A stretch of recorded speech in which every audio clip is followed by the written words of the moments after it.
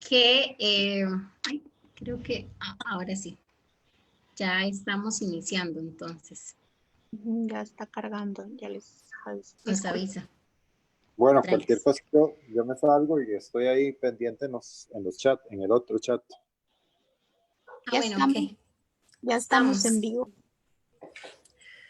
Bueno, iniciamos. Muy buenas tardes. Damos inicio con el conversatorio Frontera, Migración y Pandemia. Les saluda Dilana Rodríguez, docente del programa Kioscos Socioambientales, y les damos bienvenida a usted que nos sintoniza a través de esta transmisión en vivo y también a nuestras invitadas del día de hoy.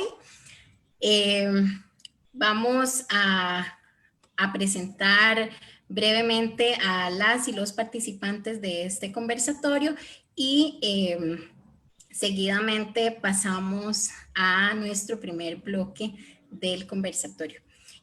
Nos acompañan el día de hoy María Gabriela Castillo Cartín, abogada y funcionaria de la Clínica de Refugio, Migración y Protección Internacional de la Facultad de Derecho de la Universidad de Costa Rica. También nos acompaña la doctora Tania Rodríguez Echavarría, profesora de la Escuela de Ciencias Políticas y de la Escuela de Geografía y coordinadora del posgrado en Ciencias Políticas de la Universidad de Costa Rica. También tenemos esta tarde a Adilia Solís López, presidenta fundadora de Senderos. También docente de la Escuela de Administración Educativa de la Universidad de Costa Rica y coordinadora de diversos proyectos de acción social en UPALA, también por parte de la Universidad de Costa Rica. Tenemos el gusto también de tener con nosotras a Gustavo Gatica López, investigador del Centro de Investigación en Cultura y Desarrollo CICDE de la Universidad Estatal a Distancia. Muy buena tarde y les invitamos a que nos acompañen a lo largo de esta transmisión. Nada más les explico brevemente la dinámica que tendremos en este día.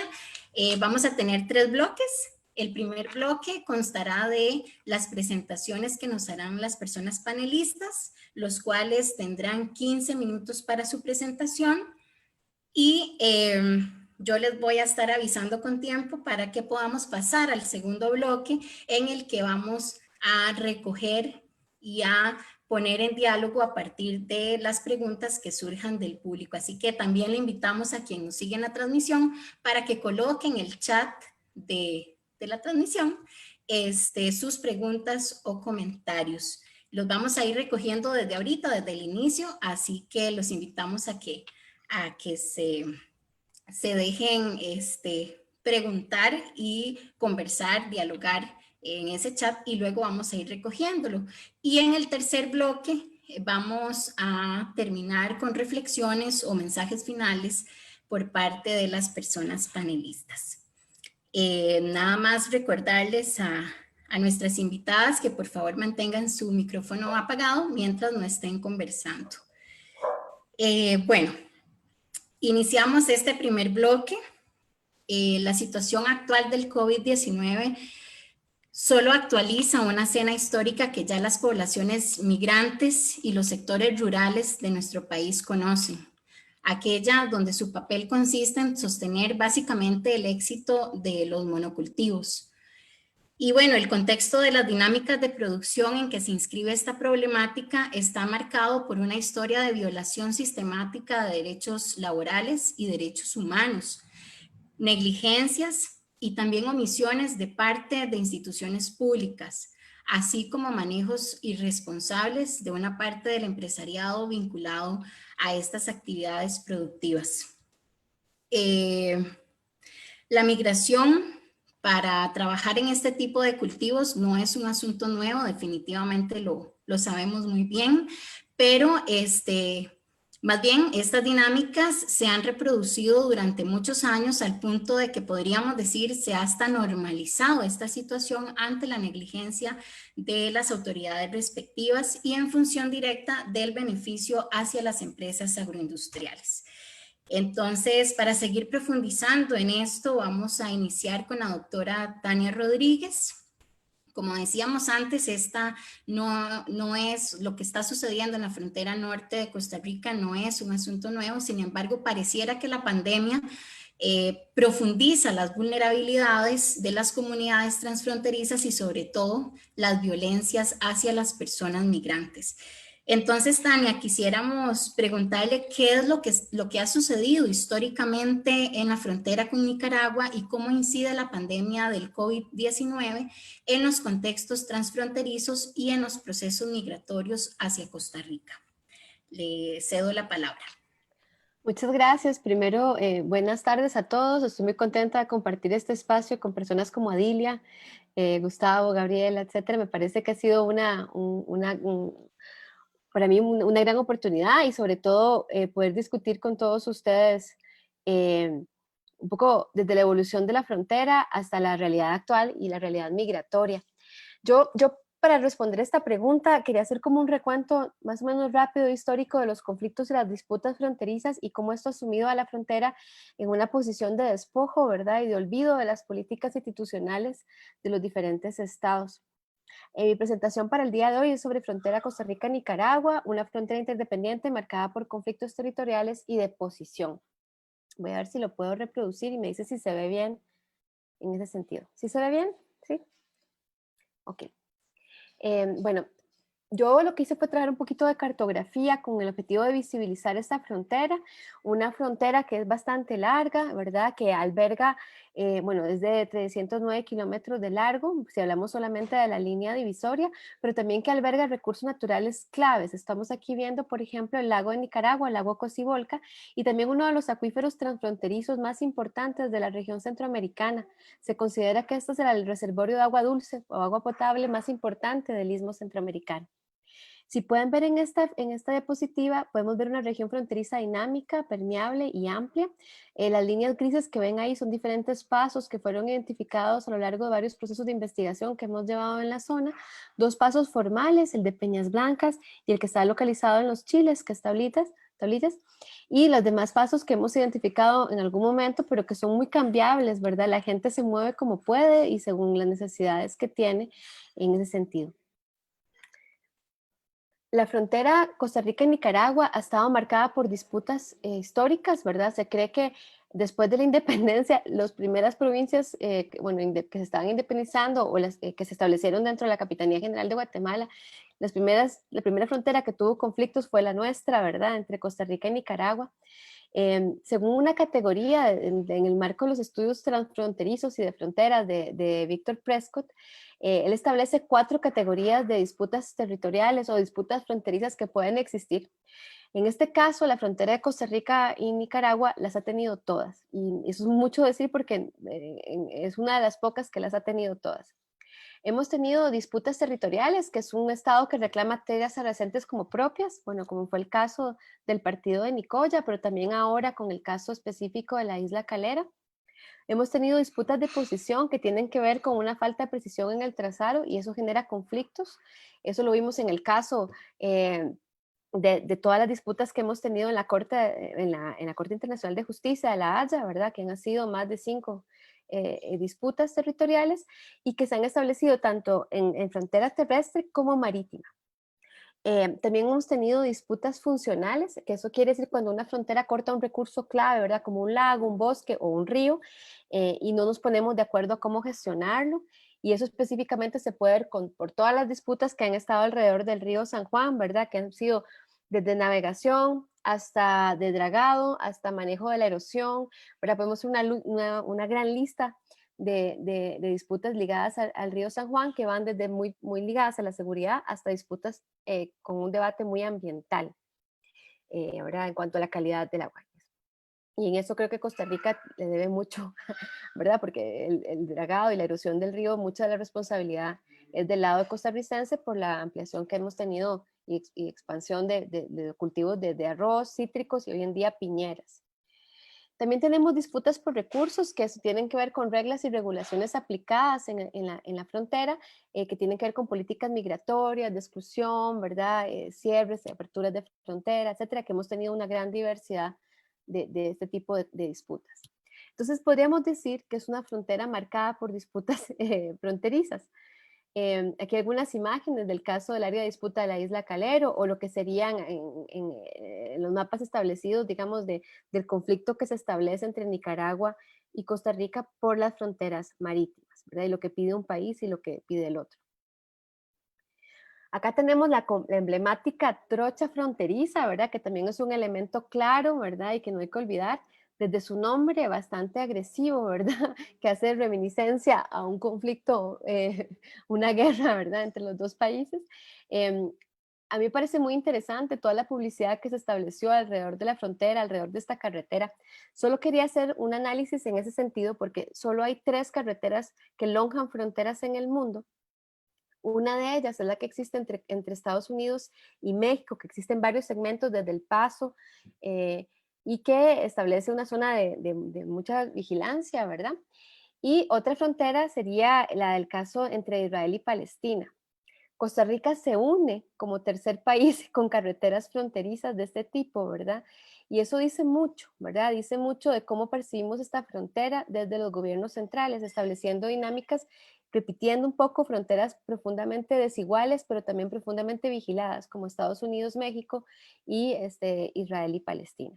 Entonces, nada más lo traigo a acotación para que vean cómo es la percepción y cómo hemos querido pensar esta frontera desde los gobiernos centrales.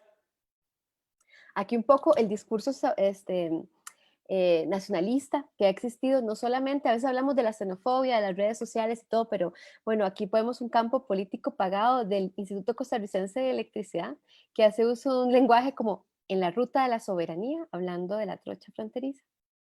Y también tenemos notas que salieron en el periódico sobre de verdad que se revivía el espíritu nacionalista, con todo un discurso de la frontera necesita carretera, ¿verdad? Y un montón de cosas que nacen a raíz del conflicto de la isla Calero.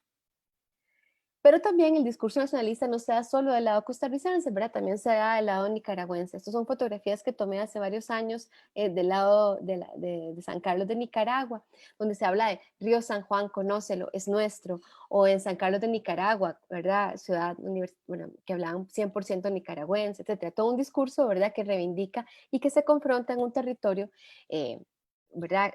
Compartido. Sin embargo, me imagino que todos vamos a hablar un poco de esto, los que hemos convivido y hemos vivido esta frontera. Es claro que los conflictos nacionales o fronterizos vienen mucho y son promovidos mayoritariamente por cancillerías, ¿verdad? Y en ese sentido. Y sin embargo, tenemos comunidades bastante dinámicas, transfronterizas, ¿verdad? En donde la noción de frontera se hace más como una cuestión de identidad, como este bar, restaurante, la frontera, ¿verdad? Como un lugar de encuentro, de intercambio y que se aprovecha un poco esa ventaja comparativa de estar en posición de frontera. Aquí tengo una imagen, no sé si se ve bien, fue una gira que hicimos con el antiguo alcalde de Upala, Alejandro Wao, y ahí tenemos, por ejemplo, un pilote fronterizo que está al margen de una cerca, ¿verdad? Encontramos otro pilote fronterizo que se utilizan para marcar la frontera, que estaba casi que en posición de una sala, ¿verdad? Al interior de una vivienda. Entonces, la frontera se vive porque nos atraviesa a todos, digamos, si usted está en Upala o en Los Chiles o en Guatuso, la frontera, y en San Carlos, la frontera atraviesa estas comunidades, es parte de su cotidianidad, al punto que es parte de hasta la infraestructura de sus hogares, ¿verdad? Han habido una enorme cantidad de proyectos de cooperación en los periodos donde no hay conflicto. Hemos podido evidenciar una gran cantidad de proyectos. El Mideplan logró establecer casi que 20 y pico proyectos que están un poco congelados debido a los conflictos fronterizos. Adi hablará más de esto, pero han habido muchas iniciativas de redes locales de jóvenes transfronterizos, grupos de mujeres campesinas que se han reunido con mujeres campesinas del otro lado de la frontera. Existieron un montón de proyectos entre municipalidades para generar procesos de cooperación. Muchos de estos dejaron de funcionar o se desmotivaron a raíz del incremento de los conflictos, porque los conflictos con Nicaragua son cíclicos, ¿verdad? Muchas veces hay una frase que se decía mucho, ¿verdad? Que viene de Ricardo Jiménez, que decía que en Costa Rica y en Nicaragua habían 3 estaciones, ¿verdad? Había una seca, una lluviosa y los de conflictos con Nicaragua, para decir que era un poco una instrumentalización de algo cotidiano y vivido, y que hay también una instrumentalización, si ustedes analizan los discursos de los conflictos con Nicaragua, en momentos donde hay conflictos políticos ligados a corrupción, tanto en Nicaragua como en Costa Rica, un aumento de los conflictos fronterizos con el objetivo también de generar apoyos nacionales e invisibilizar conflictos más bien centrales. Hemos visto que cuando hay conflictos fronterizos entre Costa Rica y Nicaragua, aumenta el apoyo a los gobernantes, como fue el caso de Laura Chinchilla, que el único momento que tuvo apoyo popular fue en el conflicto de la Isla Calero, o de Ortega, ¿verdad? En ese momento también. Entonces hay una instrumentalización bastante, yo diría, perversa de esta frontera con objetivos que no tienen nada que ver con el desarrollo de la frontera ni la frontera en sí mismo, ¿verdad? Yo podría decir. A escala local, bueno, si ustedes han hecho trabajo de campo en esta frontera, sabemos que hay vecindades que son transfronterizas, hasta yo podría decir que son familias, ¿verdad? Mucha familia con doble nacionalidad, con tierras, poseedores de tierras en Papaturro, del otro lado, ¿verdad? En ese sentido. Y son familias binacionales con doble nacionalidad y hay con un intercambio natural de la frontera se atraviesa de forma diaria, niños del lado de Nicaragua, de Cárdenas de Nicaragua, que van a las escuelas en Costa Rica, y además servicios de salud que son utilizados por las dos comunidades. Yo quería recuperar una frase de una geógrafa que admiro mucho, que se llama Cristian Álvarez Schultz, que es de estudios fronterizos, que dice que la frontera es una construcción territorial que pone distancia donde en realidad hay proximidad, ¿verdad? Esta frontera por mucho tiempo estuvo aislada de sus centros nacionales y realmente San Carlos de Nicaragua, Los Chiles y Upala tenían una dinámica comercial, cultural, etcétera, muy fuerte. Y por mucho tiempo fue San Carlos de Nicaragua que tenía un comercio más amplio, una infraestructura más importante, y por mucho tiempo la gente de Los Chiles y Upala viajaba a San Carlos de Nicaragua a tener acceso a servicios y bienes y mercancías, etc. Aquí, por ejemplo, estas son todas las municipalidades que formaron parte de la Federación de Municipalidades Fronterizas, por ejemplo. Toda la frontera estuvo conectada en esa federación, ¿verdad? Que ya no existe, si bien creo entender. Aquí tenemos un EVAIS, por ejemplo, un EVAIS de México de Upala que recibía 800, cuando fuimos a hacer las entrevistas ahí, a 800 personas, de las cuales la mayoría eran población de Cárdenas, de Nicaragua, ¿verdad? Que eran migrantes, y por lo que escuchamos a los médicos era lo más normal y lo más naturalizado ese intercambio de servicios, ¿verdad? Que había con las personas del lado de Cárdenas, Nicaragua. Este EVAIS, yo no sé en qué estado está hoy en día porque debido a la pandemia y la cuarentena yo no he podido volver a hacer trabajo de campo en ese territorio. ¿Qué podemos encontrar en esta frontera? Bueno, aquí tengo solo datos del lado costarricense, pero aquí tenemos una cartografía que hemos estado estableciendo, desarrollando desde el CIEP. Esto fue un proyecto que tuvimos y que ya culminó, que se llamaba Entender el extractivismo en regiones de fronteras. Y estuvimos cartografiando un poco para ver dónde estaban localizados, por ejemplo, la piña, el banano, el plátano, etc.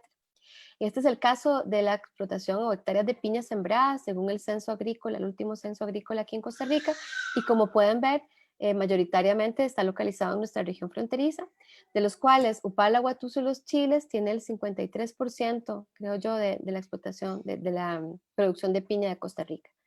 No es casualidad que esta frontera esté poblada, ¿verdad? Por estas empresas, tanto nacionales como internacionales, transnacionales ahí, ¿verdad? Es un espacio de oportunidad hoy en día, es decir, poco control estatal, pobreza, una pérdida de la rentabilidad de los granos básicos, una posibilidad de comprar y acceder a tierras, también mano de obra migrante que muchas veces es temporal, pero también otra que es irregular y que es utilizada. Mucha gente habla de mano de obra esclava, ¿verdad? Para estas regiones. Un paisaje fronterizo que es muy particular y muy parecido.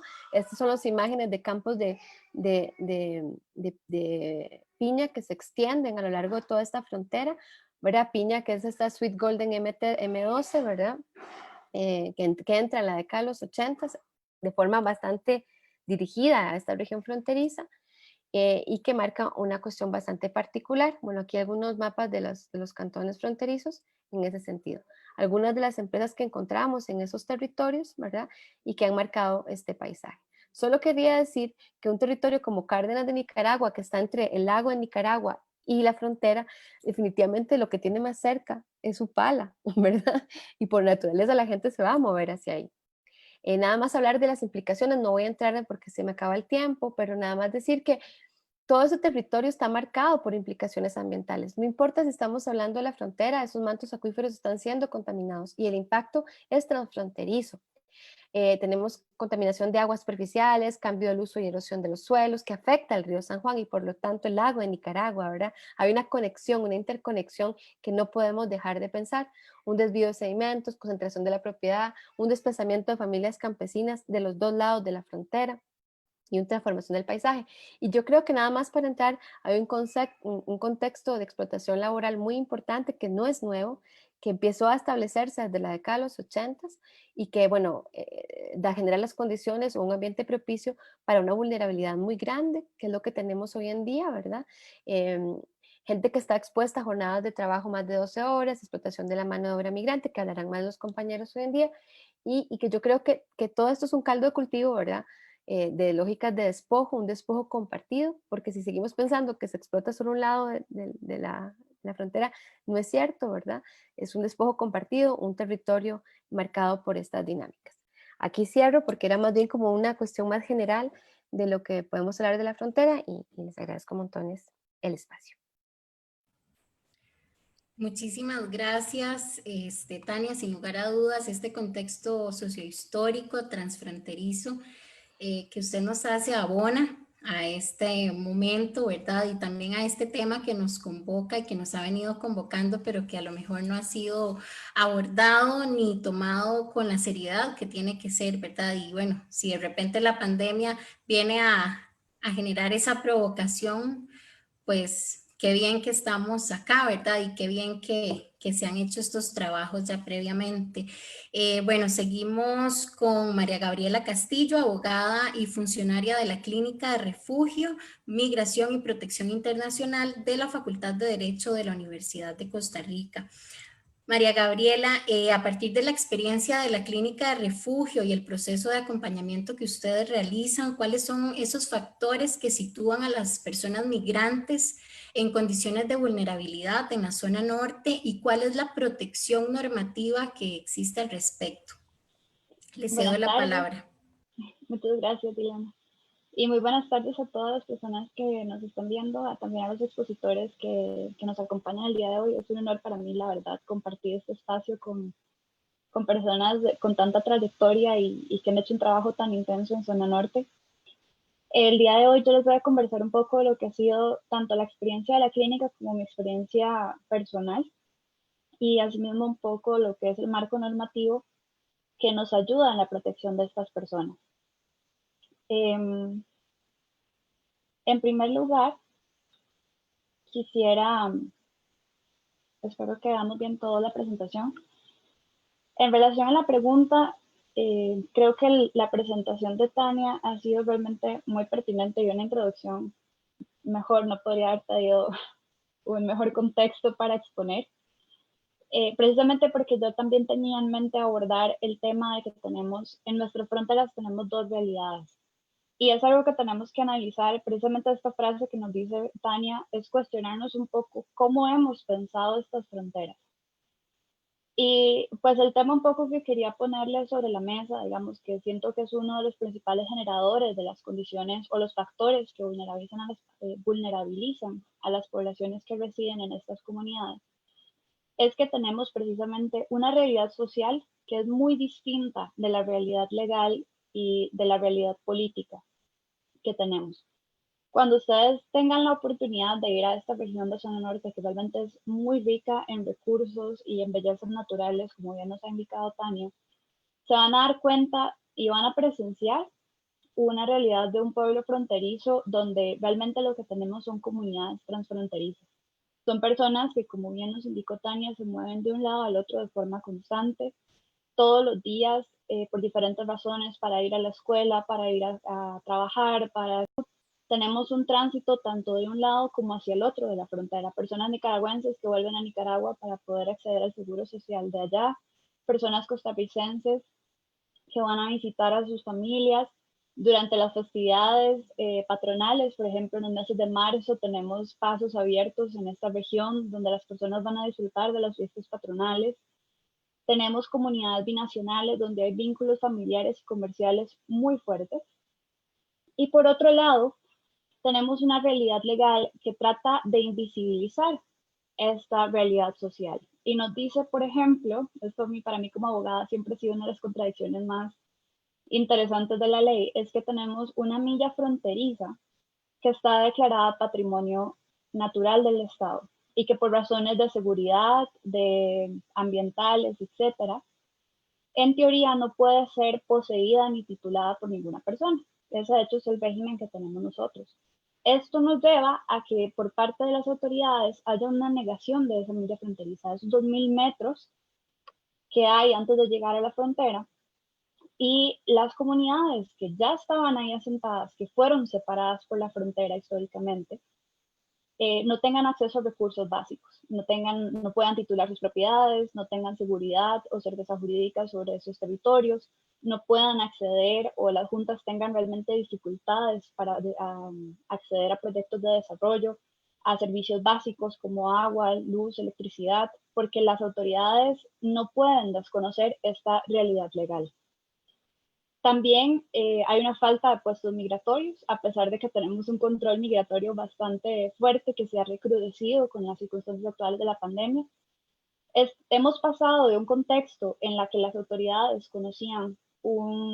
eran conscientes de que de este cruce constante de personas de un lado al otro, no necesariamente bajo las condiciones de legalidad que se requieren en términos migratorios, y pues no hacían mayor cosa, no había mayor reacción, no hay puesto fronterizo en estas zonas.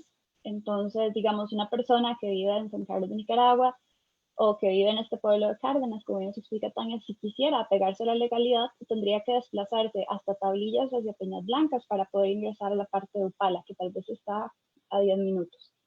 ¿Cierto? Entonces, es una legalidad que nos va desconociendo cuestiones tan básicas como esta. Y tenemos contradicciones tan graciosas como este artículo del decreto ejecutivo 22.962 de Mineram, que nos dice que toda esta frontera, desde Peñas Blancas hasta el lado del Mar Caribe, es patrimonio natural del Estado, y cuando nosotros nos aproximamos a esta frontera a conocerla, vemos cuestiones como estas, que realmente son una ironía, que por lo menos a mí, en un principio me hizo reflexionar bastante de lo que tenemos escrito en la ley, ¿no? Y de las políticas públicas que hemos estado implementando. Entonces, por acá vemos, esto es en la Cruz de las Delicias de Upala. Aquí donde están los conitos es más o menos donde está el mojón, y del otro lado ya estamos en Nicaragua. Y si ustedes observan, aquí no hay muros, sino que tenemos una comunidad que vive del comercio, donde tanto las personas de Nicaragua como de Costa Rica se desplazan de un lado al otro constantemente para ir a comprar. E incluso tenemos un medio de transporte que nos viene y nos deja a las personas de un lado de la frontera y las recoge en el otro lado. Entonces, es muy irónico realmente. Este es otro ejemplo donde tenemos, este ejemplo donde camina la señora, esto es en el lado de México de Upala. La carretera está en Costa Rica y las tiendas están en Nicaragua, para que ustedes hagan una idea de la permeabilidad de esta frontera. Y por acá es simplemente una callecita donde la marca está puesta en el árbol. Realmente también me parece muy, muy emblemático. Entonces tenemos una legalidad real que está desconociendo esa realidad social, traducida en políticas públicas, como bien se ha expresado Tania, que se han resumido en conflictos, se han resumido en xenofobia, se han resumido también en una falta de oportunidades para estas zonas que podrían tener, por ejemplo, un potencial turístico muy fuerte. Y irónicamente hay que preguntarse por qué en estas zonas, por qué insistimos en esta política, por qué insistimos en ver las fronteras de esta forma, y realmente los únicos que han salido beneficiados, podríamos preguntarnos, han sido las empresas grandes, por decirlo así. Ahora, pasando un poco de esta realidad a qué ha causado, digamos, o cómo ha contribuido este desconocimiento de la realidad social, pues yo considero que es uno de los principales factores, si no por decir algo así, el factor madre que nos ha causado, que nos causa actualmente condiciones de vulnerabilidad para la población migrante. Se pueden resumir en varios puntos. Uno de ellos es el desinterés, como les comunicaba antes, de las instituciones de involucrarse en las comunidades cercanas a la frontera. no hay servicios básicos, no hay agua, no hay electricidad. Las juntas de desarrollo tienen muchos problemas para poder llevar a cabo sus proyectos, a pesar de que han logrado de una u otra forma articularse y organizarse. Hay una falta de oportunidades laborales y de acceso a la tierra para los pequeños productores, pero por otro lado tenemos grandes hectáreas de piñas y de empresas de naranjas, también cosechas de frijoleros, que se han logrado expandir muchas veces a costa también de lo que consideramos que es patrimonio natural del Estado. Entonces ahí por otro lado también tenemos otra contradicción. Esto también ha provocado que el desarrollo de esta zona gire alrededor de estas grandes empresas agrícolas y esto también genera una inestabilidad en el mercado laboral caracterizada por la tendencia de las épocas de cosecha, de naranjas, de café, bueno, en otras zonas, pero también está muy relacionada a la población migrante, el tema del café, y también a la recolección de piña y todo lo que es el trabajo en las fincas de la piña. ¿Por qué? Porque la piña es un cultivo semipermanente. Las formas en las que la piña está sembrada está estructurada para que siempre haya cosecha. Entonces, mientras una de las fincas está en proceso de siembra o de limpieza, hay otra de las fincas que está en proceso de recolección. Son estas mismas fincas las que han generado de una u otra forma caminos, las que han llevado la electrificación de las zonas, las que brindan empleo, y bien hemos visto en los medios de comunicación en las últimas semanas las formas en las que se dan estos contratos y el acceso a estos derechos laborales. Y por otra parte, el desinterés de las instituciones hace que, por ejemplo, migración sea sumamente inaccesible para estas poblaciones. Es un círculo un poco vicioso, porque ¿por qué es inaccesible migración? Bueno, a pesar de que los puestos fronterizos están ahí, esos no son los lugares donde tenemos que hacer los trámites. Y eso también va de la mano con otro factor bastante importante, y es que a veces también las autoridades omiten, y es que hay una diferencia de contexto muy amplia entre ambos países.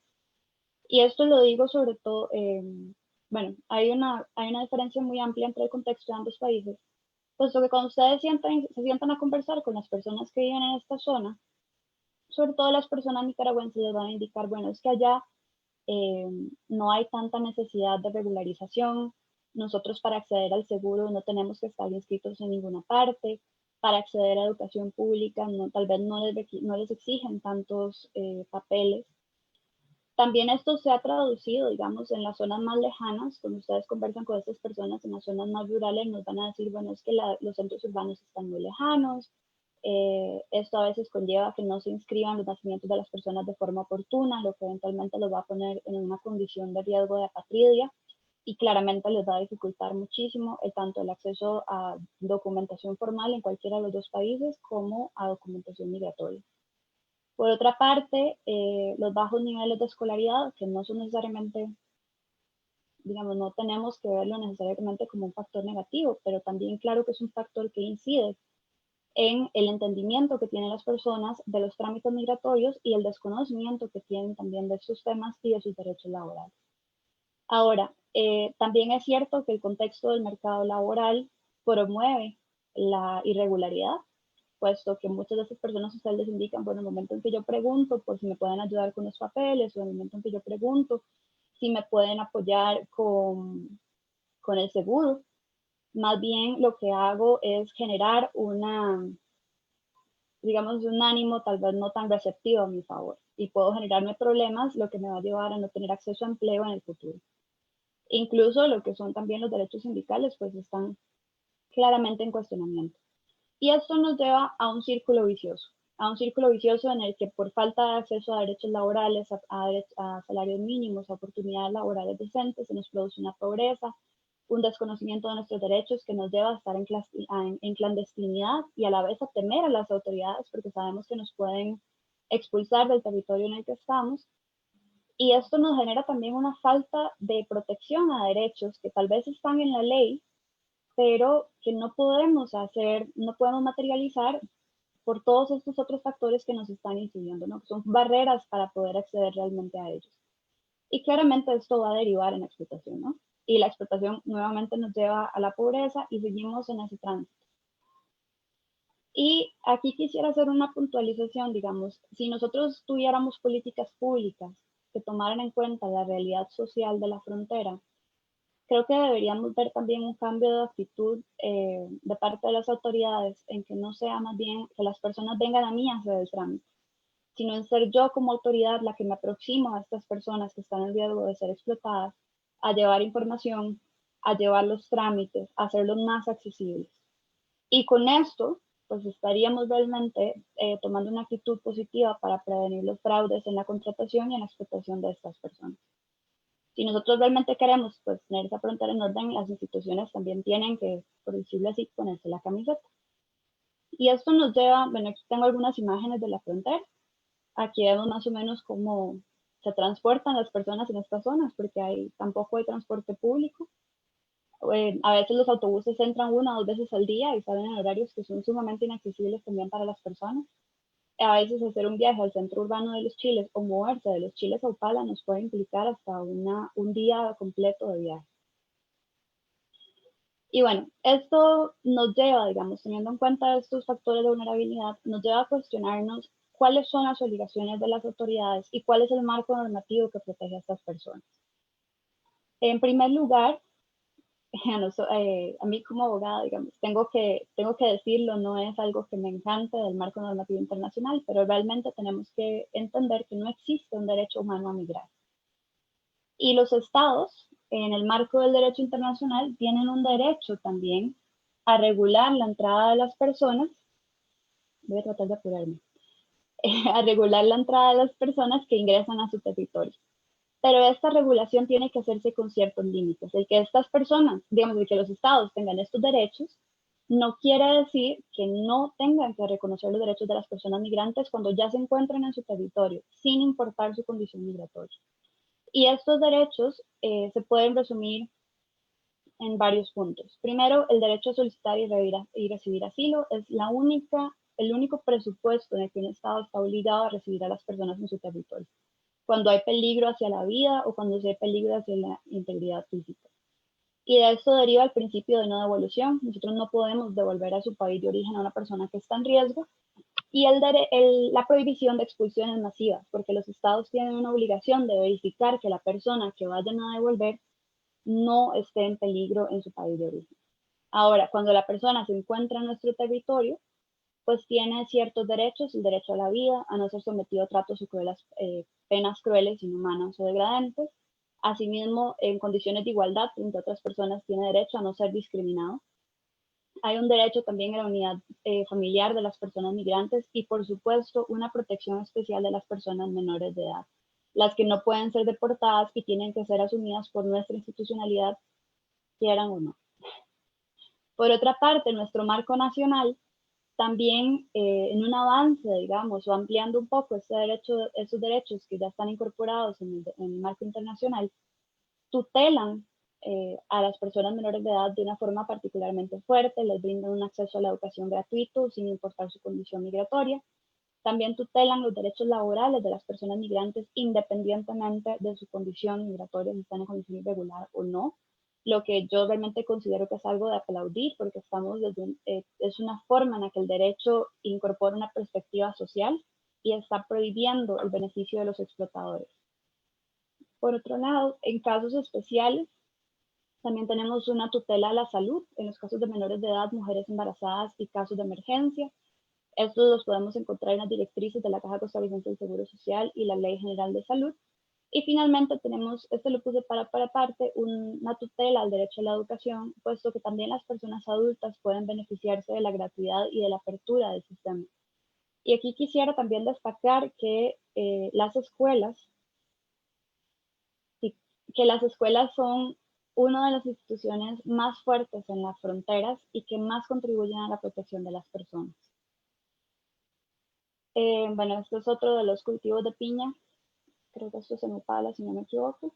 Y finalmente, quisiera cerrar con algunos principios que tienen que orientar a las autoridades necesariamente.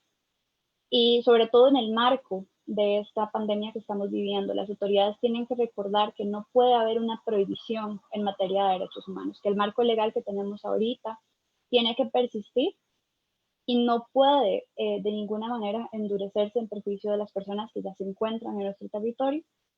Asimismo, que cualquier medida que se adopte tiene que ser proporcional y razonable. Y bueno, con esto finalizo mi participación. Me piden disculpas por la demora. Muchas gracias. Muchas gracias a usted, María Gabriela, y qué importante esto que nos comparte, ¿verdad? De cómo no existe el derecho humano migrante, pero cómo los estados deben asumir dentro, ya cuando estas personas se encuentran dentro de sus territorios, asumir la responsabilidad, ¿verdad? De protegerles y, como usted enfatizó mucho, de asegurarse que a la hora de devolver a estas personas, si es que lo hacen, ¿verdad? Asegurarse que estas personas no estén en una condición de peligro o inseguridad en sus países. Muchísimas gracias y bueno, ahorita seguimos reflexionando. Ahora, bueno, nada más recordarles a quienes nos siguen en esta transmisión en vivo que hemos recibido muchos comentarios. También quisiéramos leer sus preguntas para ponerlas en diálogo en nuestro segundo bloque. Bueno, seguimos ahora con Gustavo Gatica, investigador del Centro de Investigación en Cultura y Desarrollo CICDE de la Universidad Estatal a Distancia. Gustavo, muchas gracias por acompañarnos. Y bueno, el pasado 23 de junio, hace un par de días, el presidente Carlos Alvarado Quesada firmó el decreto ejecutivo número 42.406 para agilizar supuestamente, la normalización del estatus migratorio para personas extranjeras que se dediquen específicamente a actividades de carácter agrícola. ¿Cuáles serían o son los alcances políticos de este decreto? Les cedo la palabra. Hola, Dilana, Adilia, Tania, Gabriela, les envío un saludo cordial a ustedes y a todas las personas que nos siguen a través de la transmisión. También quiero agradecer la invitación del CIEP, de la Escuela de Ciencias Políticas de la Universidad de Costa Rica, y al programa Kioscos Socioambientales por la iniciativa muy oportuna de dialogar sobre temas que tienen que ver con migración, frontera y pandemia. Si me permiten, voy a compartir la presentación que tengo.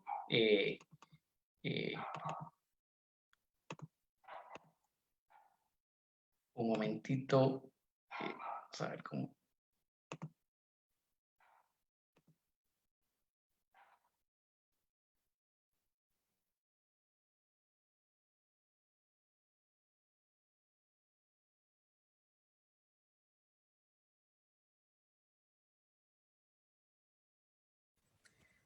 Vamos a esperar a que el compañero nos pueda compartir su presentación.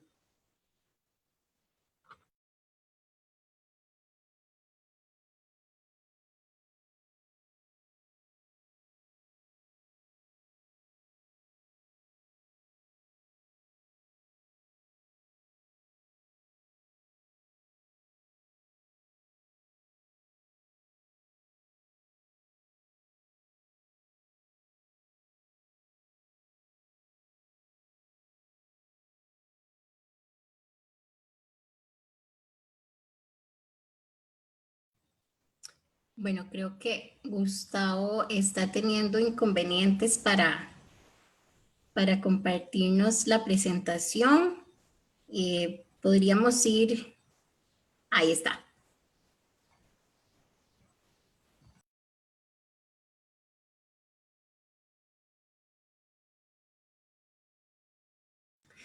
Gustavo, no le escuchamos. Creo que tiene que quitar su más bien conectar su micrófono.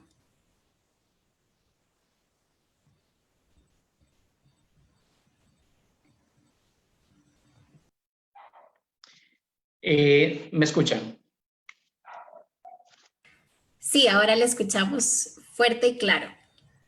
Excelente. Dilana me planteaba una pregunta hace unos momentos acerca de cuál es el impacto de la entrada en vigencia del decreto ejecutivo sobre los procedimientos para acceder al régimen de excepción para la regularización migratoria. Yo creo que tiene dos impactos en lo inmediato, pero quisiera señalar, quisiera contextualizar para las personas que nos están viendo la magnitud de lo que estamos hablando. En primer lugar, hay que señalar, y quisiera hacer un breve repaso sobre los datos sobre población migrante en el país. Yo creo que hay que ir a los datos o a las fuentes oficiales. La encuesta de hogares que lleva a cabo el INEC del año 2019 nos recuerda que para el año 2019 justamente habían 477,000 personas extranjeras que vivíamos en este país, y ello es el equivalente al 9.4% de la población total. Un aspecto que hay que llamar la atención es que, de acuerdo a los datos de la encuesta, el 75% de las personas extranjeras viven en áreas urbanas. Esta encuesta y también la encuesta continua de empleo nos ofrecen una panorámica también acerca de cuáles son las ramas de actividad económica y las ocupaciones en donde se insertan prioritariamente las personas trabajadoras migrantes. Dentro de estas actividades destacan, como sabemos, la agricultura, la construcción, el comercio, los servicios, el empleo doméstico, entre otras actividades. También me parece importante rescatar otros dos datos que uno puede obtener del análisis de la encuesta de hogares. El primero tiene que ver con cuál es el acceso que tienen las personas migrantes a algunos servicios que brinda el Estado, y en particular aquellos que tienen que ver con la política social. Cuando uno revisa el porcentaje de hogares que recibieron, por ejemplo, apoyo de la red de cuidado, uno se encuentra con que solo el 5% de los hogares durante el año 2019, solo el 5% de los hogares que recibieron ayuda de la red de cuidado fueron hogares conformados por personas extranjeras. Pero cuando revisamos los datos, por ejemplo, sobre el alcance de un programa como Avancemos, que está dirigido a mantener a los estudiantes en el sistema educativo formal, solo el 3% de los subsidios o de los apoyos de Avancemos fueron dirigidos a estudiantes no nacidos en el país. Por otra parte, también hay que destacar que dentro de los aportes y contribuciones que lleva a cabo la población migrante al país, hay que destacar dos que con mucha frecuencia olvidamos. El primero tiene que ver con la contribución en el pago de los impuestos. A partir de cálculos propios y haciendo una estimación bastante conservadora, para el año 2019, es decir, para el año pasado, la contribución de las personas extranjeras con el pago del impuesto al valor agregado en Costa Rica fue aproximadamente de 61,000 millones de colones. Para poner eso en dólares, eso podría ser aproximadamente unos 105 millones de dólares en un solo impuesto. Por otra parte, cuando uno hace las estimaciones sobre el aporte que hace esta población al Producto Interno Bruto, uno encuentra que para el año 2019 también el aporte de la contribución al PIB a partir del trabajo de las personas extranjeras en el país fue de aproximadamente 11.2%. Estos datos son, me parece a mí, bastante significativos, y se están haciendo este tipo de cálculos y de estimaciones en países de América Latina que reciben población migrante. Por ejemplo, es el caso de República Dominicana, que recibe población haitiana, o de otros países como Argentina, que está recibiendo población peruana, boliviana y ecuatoriana en el país. Habiendo hecho esta rápida contextualización, quiero volver a la pregunta que me planteaba Dilana sobre los alcances políticos de este decreto que recién está entrando en vigencia recién el día 22 de junio. Yo diría que dos alcances primeros que hay que destacar es que el decreto crea un marco para ordenar y regularizar la situación migratoria de personas trabajadoras migrantes que se puedan vincular a actividades agropecuarias, agroexportadoras y agroindustriales. Pero aquí quiero hacer una salvedad, y es que si bien crea un marco para ordenar y regularizar la situación migratoria, lo hace de una forma en la que coloca en desventaja a los trabajadores respecto de las empresas. Y ahora voy a explicar por qué creo que hace eso. Una cosa que hay que tener clara a la hora de leer el decreto y analizarlo es los alcances y dos distinciones que están presentes o dos distinciones que hace el decreto, una en el artículo 1 y la siguiente en el artículo 6. El proceso que establece o que promueve la Dirección General de Migración en conjunto con el Ministerio de Trabajo está dirigido a regularizar la situación migratoria de personas migrantes que estén vinculadas a actividades agropecuarias exclusivamente agroexportadoras o agroindustriales, que la realicen, y aquí me parece que es el tema crítico, por cuenta propia o por relación de dependencia. Y señala y define el decreto los mecanismos que debe seguir una persona trabajadora migrante para poder hacer el proceso de regularización. Lo primero que debe hacer es ir a registrarse ante el Ministerio de Agricultura e incorporarse a una base de datos que lleva ese ministerio de acuerdo a lo que establece el artículo 6.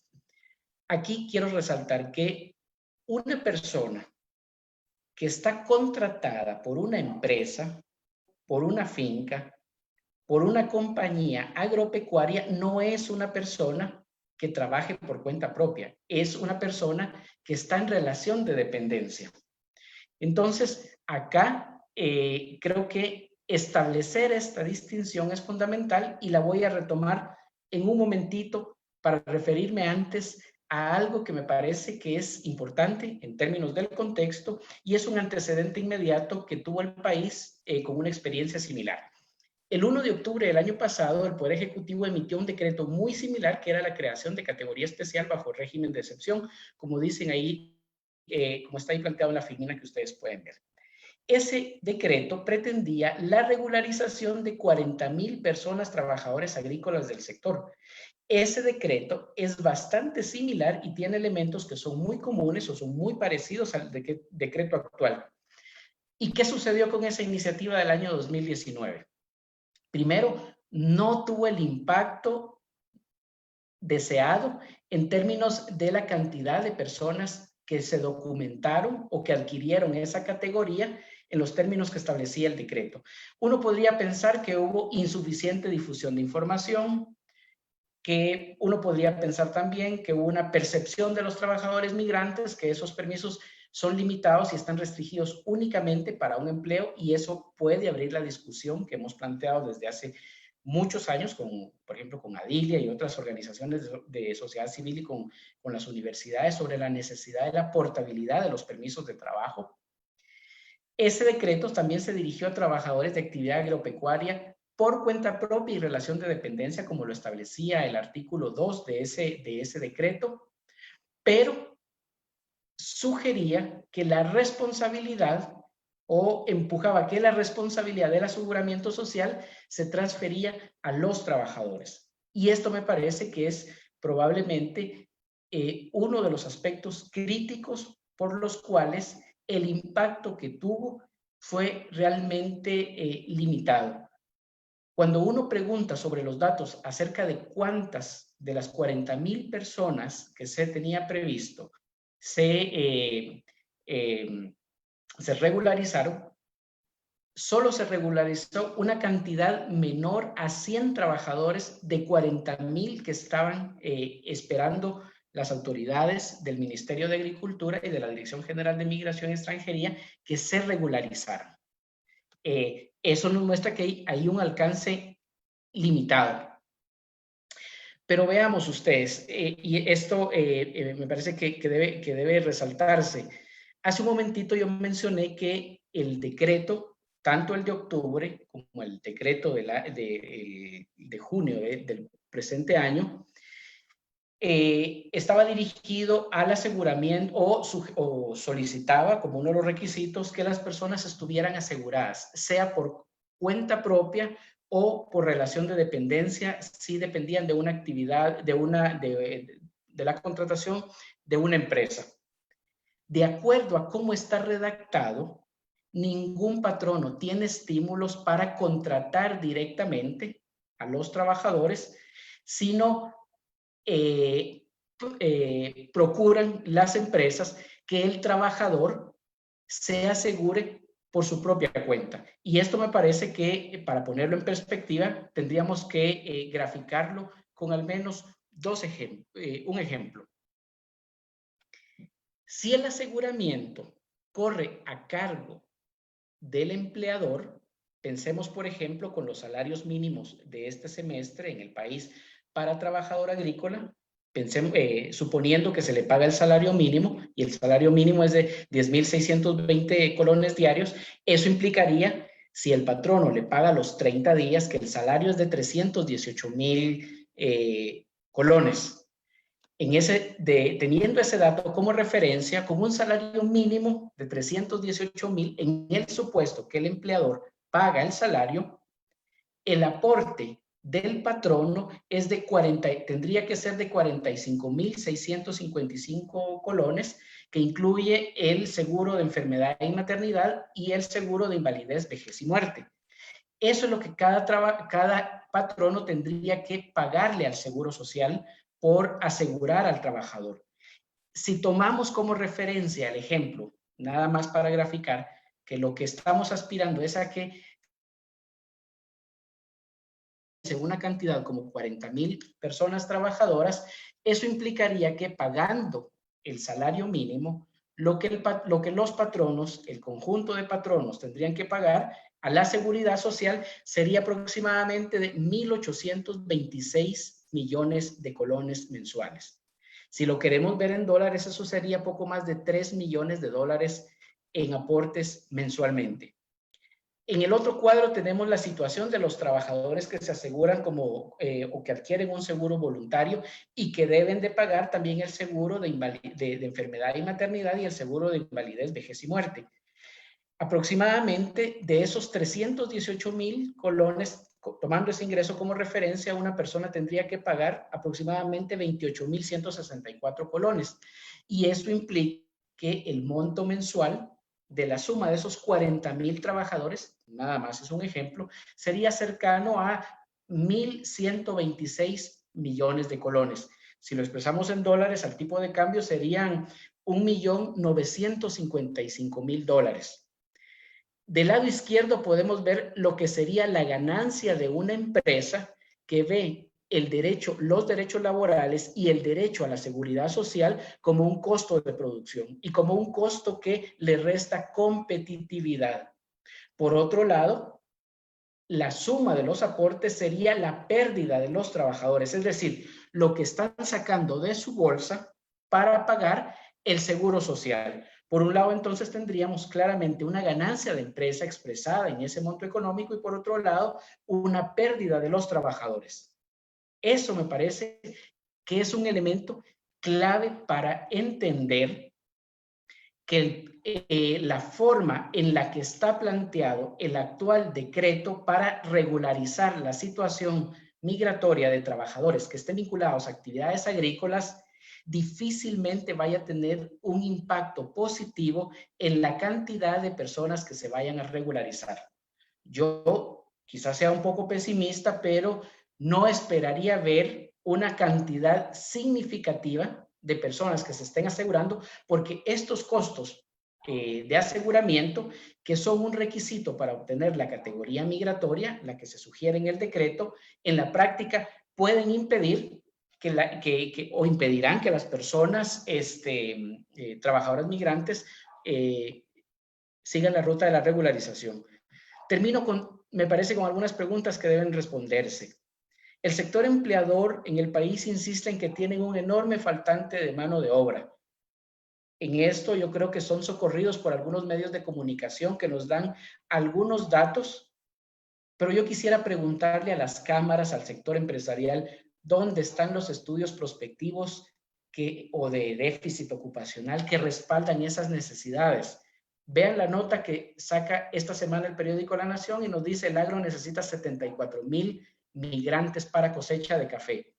Nada más como referencia, la encuesta nacional de hogares registró que el año pasado en actividades de agricultura, ganadería, silvicultura y pesca habían 36.000 personas trabajadoras regulares en esa actividad. Es decir, el dato que nos está ofreciendo este periódico de circulación nacional duplica la cantidad que normalmente registra la encuesta de hogares. Entonces, a mí me gustaría saber dónde están los estudios prospectivos que respaldan esas necesidades y que hacen que el Poder Ejecutivo reaccione con decretos como el que hemos visto.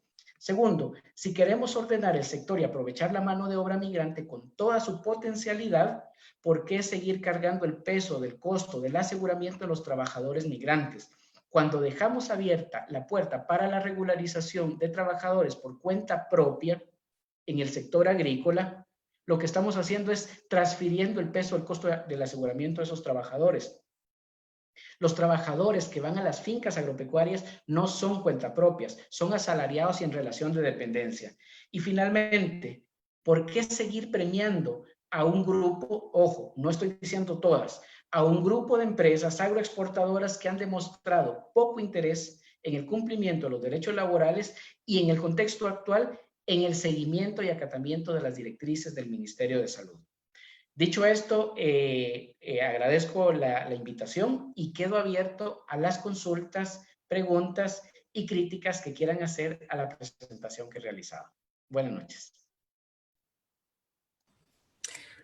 Muchísimas gracias, Gustavo. Sin lugar a dudas, todas esas preguntas, muchos y muchas nos las hacemos, ¿verdad? Sobre todo esto que usted nos enfatiza al final de por qué seguir premiando, por qué el Estado sigue premiando a esas empresas cuando una y otra vez hemos visto cómo violentan sistemáticamente los derechos de las personas trabajadoras, no solamente en cuanto a derechos laborales, como ya lo hemos visto, ¿verdad? Desde hace varios años, sino también ahora con la pandemia vemos cómo se profundiza esa violación de derechos humanos, ¿verdad?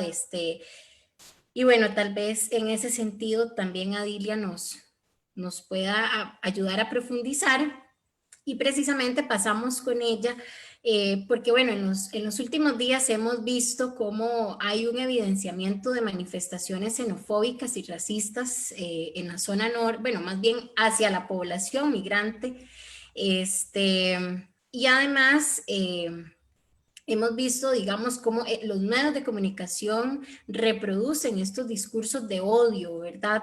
Entonces, Adilia, ¿qué valoraciones se hacen al respecto con este tema y cuáles son los desafíos que supone para la universidad pública trabajar alrededor de estos temas? Bueno, buenas tardes, buenas noches ya. Muchísimas gracias por la oportunidad de compartir algunas reflexiones que en el seno de Senderos y con otras organizaciones en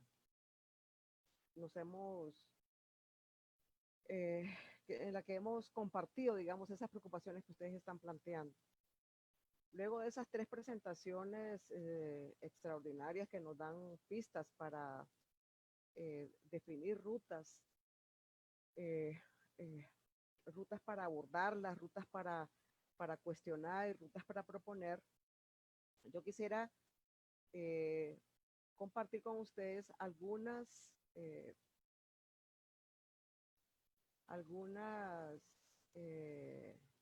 preocupaciones que tiene que ver la manera en cómo este clima de odio hacia la población o ese discurso y esas narrativas de odio hacia la población migrante se traduce de manera cotidiana en la vida de las personas que habitan esa frontera. Yo tengo muchos años de estar trabajando en Upala, creo que conozco bastante bien esa realidad. De hecho, la primera vez que yo llegué a Upala fue aproximadamente hace casi que 15 años y llegué a conocer las comunidades de la costa sur del lago de Nicaragua. O sea, son comunidades que están en una franjita. Voy a plantarla aquí.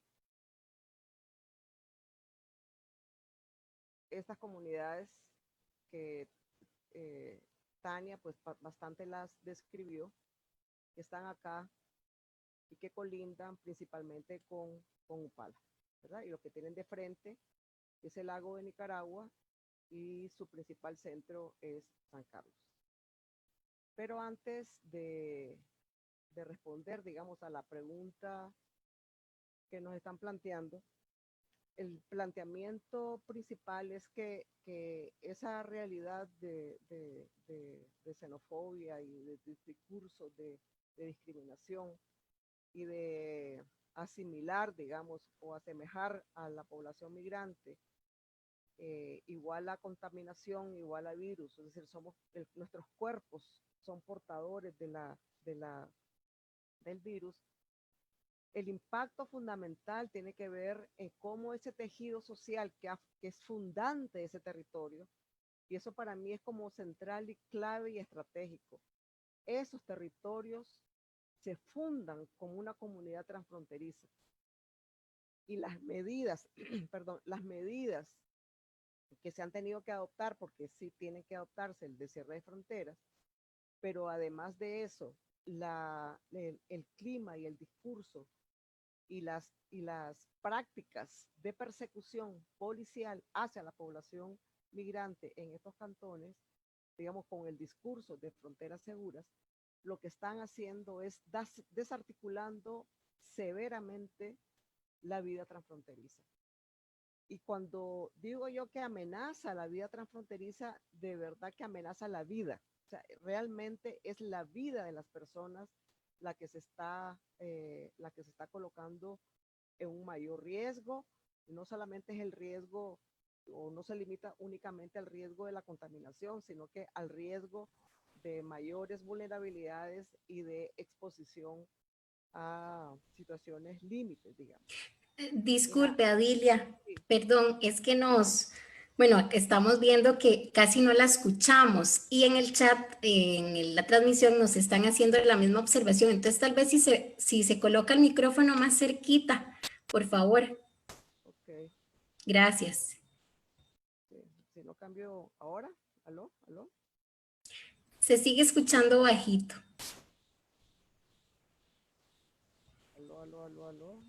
¿Aló?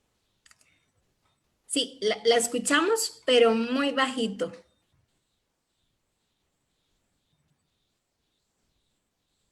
¿Aló? Sí, es que sí la escuchamos, Adilia. Lo que pasa es que suena muy bajo. No sé si serán sus audífonos o si no, tal vez podría zafarlos y con el audio de la computadora cerquita. Sí. Sí, lo que pasa es que no sé hacer muy bien estas cosas. Tranquila, aquí le ayudamos. Sí, lo que pasa, bueno, lo voy a quitar, pero puede ser que...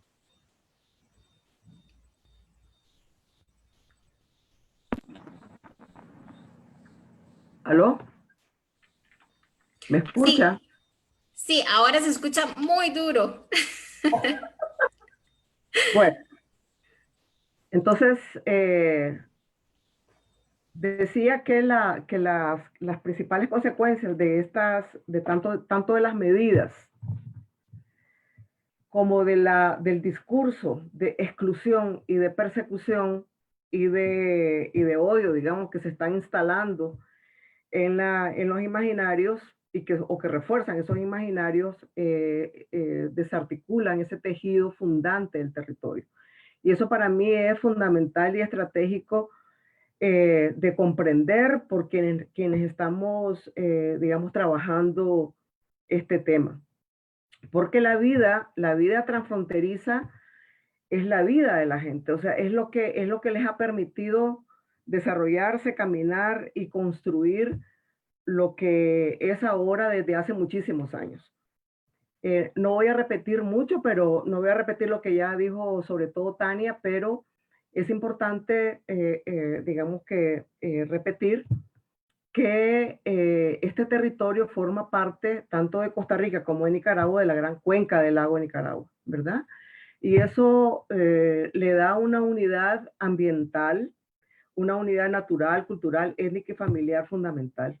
Porque estamos acostumbrados a ver Costa Rica y Nicaragua desde las diferencias, pero no desde esta unidad que es indisoluble. O sea, es absolutamente interdependiente desde el punto de vista ambiental, desde el punto de vista productivo, desde el punto de vista familiar y desde el punto de vista cultural. De hecho, la fundación de Upala se da precisamente de población nicaragüense que digamos que transitaba, y además que se le llamaba acuanautas, a través de los ríos y a través de los múltiples canales de agua que desembocan en el lago de Nicaragua y en el río San Juan. Esa comunidad transfronteriza, que como bien decía, podríamos identificar o identificamos aproximadamente 5 puntos de relación, digamos, o como ejes transfronterizos. Lo que es Colón, Paulón y Los Ángeles, ¿verdad? Que están del lado de Rivas, que son del departamento de Rivas, con Santa Cecilia de la Cruz. O sea, especialmente Colón, tienen ahí una relación importante.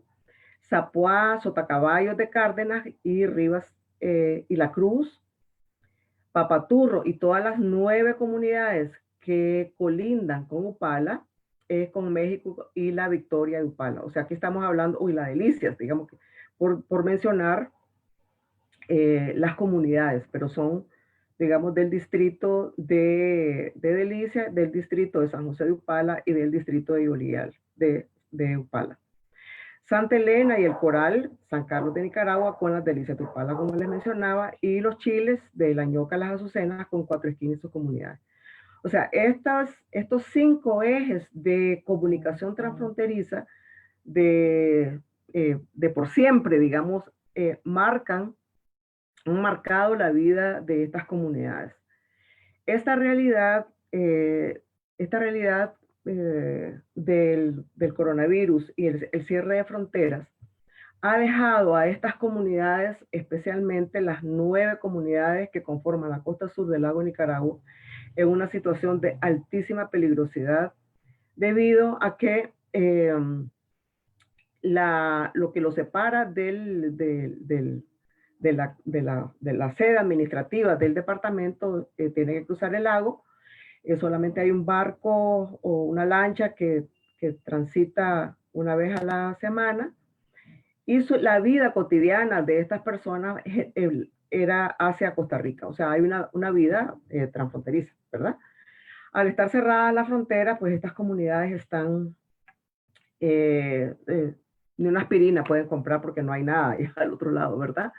Y Tania, que las conoce, y quienes han ido saben que ahí no hay nada. Entonces, estas 4.000 personas que habitan están completamente aisladas y expuestas a una situación, a una catástrofe humanitaria, si acaso ahí llegase. Todavía no hay ningún caso, pero si acaso llegase a presentar.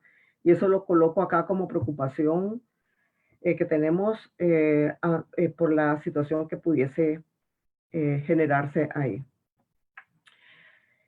Quisiera comentar algo importante, y es que esas dinámicas económicas de las que ustedes han hablado y que Gustavo profundizó, no hay que perder de vista que ese modelo económico que le permite a Costa Rica insertarse en el mercado internacional tiene su fundamento precisamente en la explotación de la mano de obra nicaragüense, en la mano de obra migrante, irregular, y basado en explotación. De otra manera, no es posible para estas grandes empresas agroexportadoras que se instalan, digamos, y rompen toda la estructura productiva que existía en la zona, es lo que le ha permitido a estas enclaves transnacionales obtener las ganancias que tienen. O sea, no es, o sea, lo que dice Gustavo es ciertísimo. O sea, la voluntad de regularización y las posibilidades de regularización pasa por el bolsillo de las empresas, por estas empresas y sus ganancias. Es decir, es quebrarle su modelo de competencia y de competitividad. Y esa competitividad no ha sido por los productos, sino que ha sido principalmente por la sobreexplotación. Y apelando, digamos, a la memoria histórica, es importante compartirles que ahí se han hecho varios intentos por que desde las políticas públicas o desde las desde las leyes migratorias o de la gestión de la movilidad transfronteriza, pudiese, digamos, administrarse y regularizarse y reconocer esa realidad. La Ley General de Migración reconoce a través de las categorías especiales 2 categorías que son importantes. La de los trabajadores transfronterizos, que la diferencia de los trabajadores temporales, reconoce que estas personas habitan las comunidades de Nicaragua y se movilizan a corta distancia, o sea, no vienen al Valle Central, no van hacia el sur, sino que se quedan trabajando en las empresas agroexportadoras de la zona. Lo más que se van es a los chiles. Esa categoría es la de trabajador transfronterizo. Creo que no han otorgado ni una sola. Y la otra categoría especial, pero que está por vía reglamento, no por vía ley, la de los trabajadores sí está en la ley, la de habitante transfronterizo está en el reglamento, es la de habitante transfronterizo. En el reglamento de la ley vigente, la ley de migración y extranjería, reconoce a esa persona que habita en esas 9 comunidades o esas comunidades que están a lo largo de la frontera. ¿Cuántas categorías se han otorgado de habitantes transfronterizos?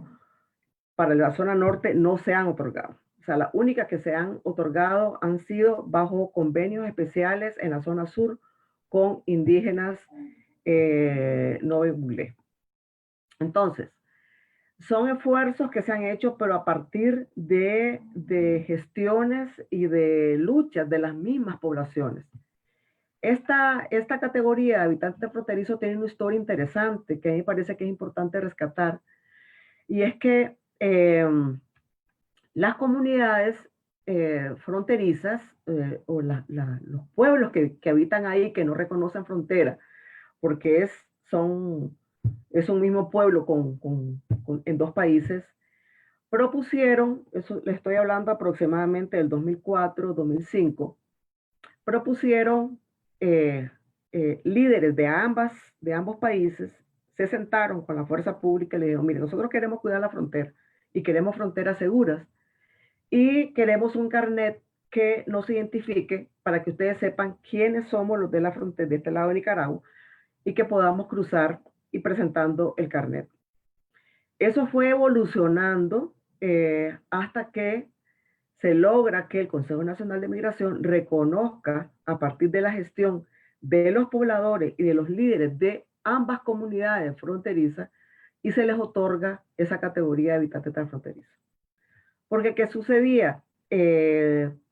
Cruzaban, ahora ya hay caminos, pero antes no habían caminos que interconectaran las comunidades de la costa sur del lago de Nicaragua.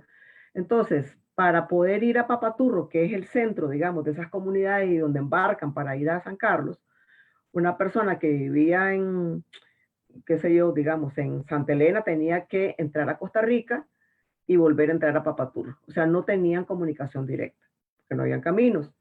Entonces, en ese cruce, posiblemente eran tomados y deportados a Peñas Blancas.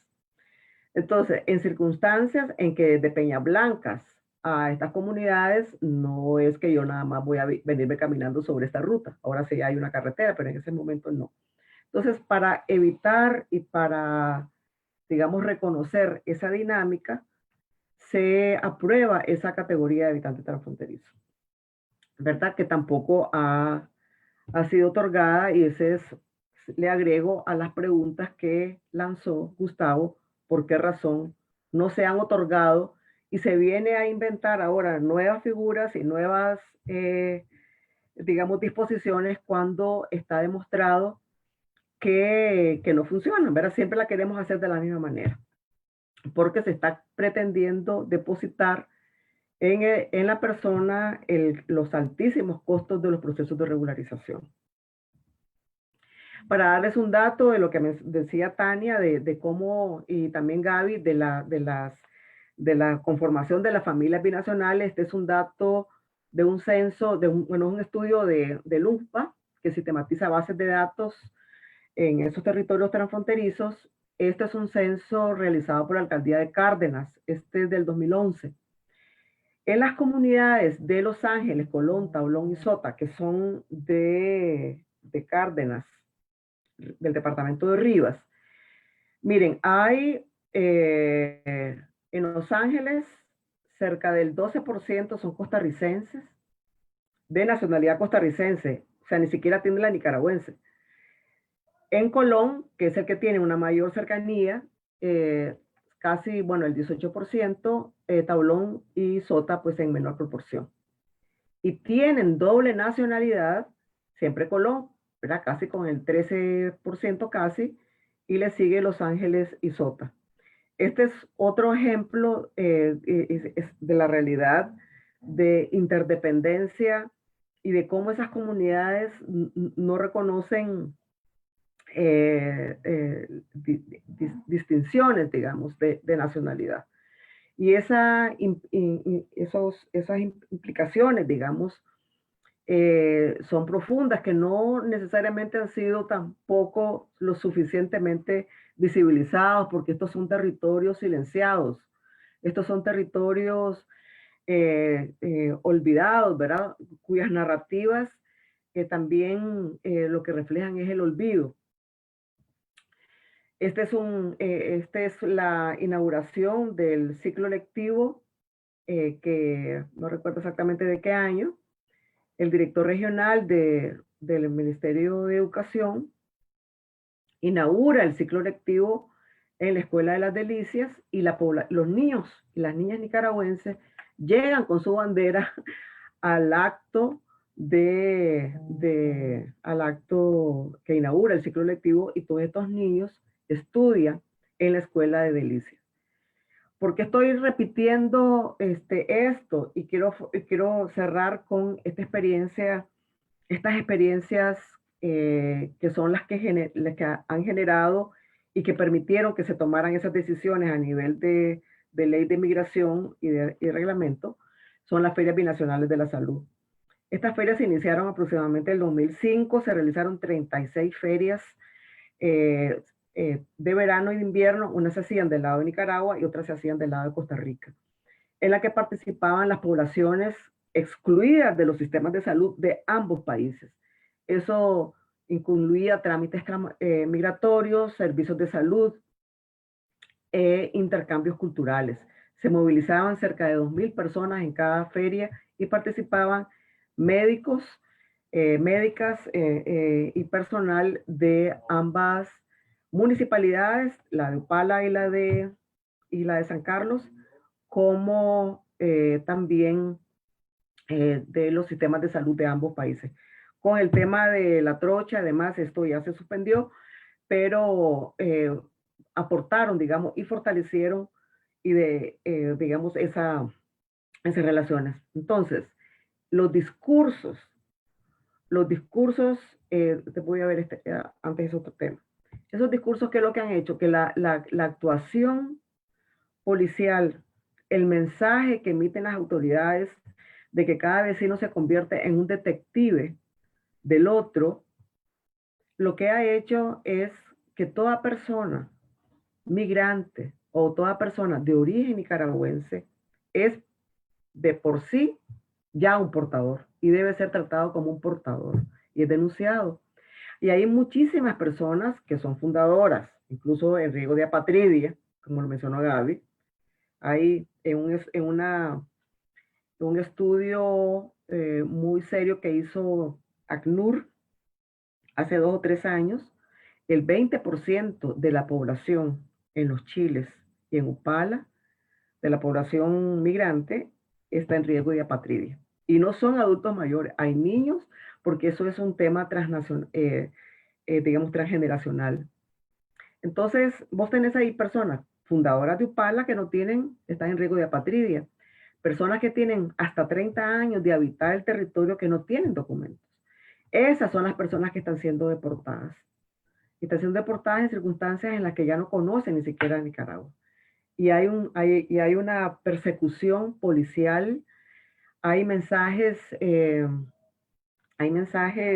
a ver cuánto me queda el tiempo. Hay mensajes difíciles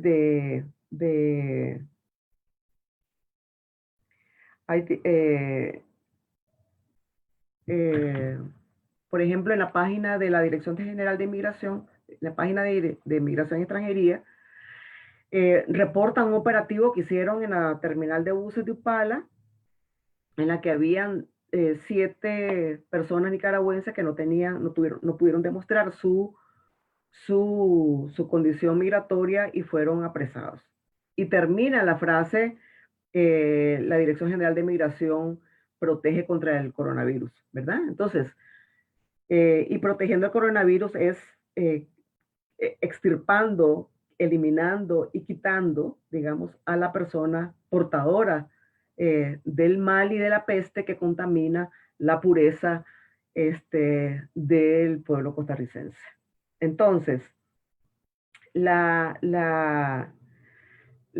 y quería terminar con algo que se está dando que nos tiene sumamente preocupados. O sea, aquí se junta también el tema de género, raza, clase y género. En Upala hay una gran cantidad de mujeres que conforman una red que son defensoras de los derechos de las mujeres y que trabajan por la erradicación de la violencia hacia las mujeres. Todas son de origen nicaragüense. Están siendo atacadas, sus casas son apedreadas y son hombres los que están organizándose para defender la frontera junto a la fuerza pública. Algunos dicen que se están armando, pero a quienes están atacando son a las mujeres defensoras de derechos humanos.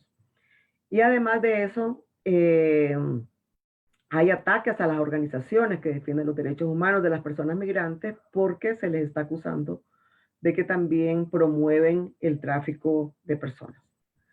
Y algunos desafíos para las universidades públicas, yo diría estas 5. Colaborar con cómo podemos contar otras historias de esos territorios olvidados. Hay otras narrativas sobre ese territorio para que se instalen en el imaginario. Una mayor presencia institucional en la zona a través de las 3 actividades sustantivas de las universidades. Tiene que haber una reforma sustantiva a los sistemas de admisión para estos territorios donde solamente el 2% de sus bachilleres ingresan a la universidad pública. Educación continua robusta a docentes de todo el sistema educativo en la zona. Fuerte alianza con el Ministerio de Educación para abordar las serias brechas educativas y fortalecer el aporte y el desarrollo obtenido a través de la investigación en colaboración con los consejos de desarrollo rural territorial. Esto sería por mi parte para pasar a las preguntas del público.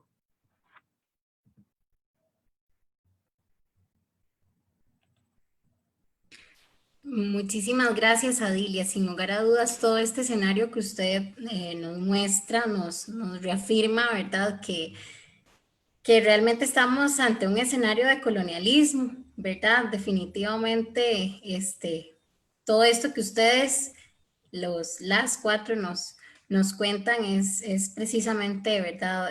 Eso de decir, bueno, el colonialismo no ha acabado, ¿verdad? Y vemos como todas estas demostraciones de odio, pero también de desprotección estatal, agravan las condiciones de las personas migrantes que además, ¿verdad? Ya vienen de contextos vulnerabilizantes y empobrecidos. Bueno, muchísimas gracias a los 4 por compartirnos toda su experiencia y todos estos saberes que sus trabajos, ¿verdad?, les han permitido hoy poner en común con nosotras y con nosotros. Tenemos un montón de reacciones en el chat y antes de pasar a los comentarios quisiera plantear algunas de las preguntas que nos han hecho.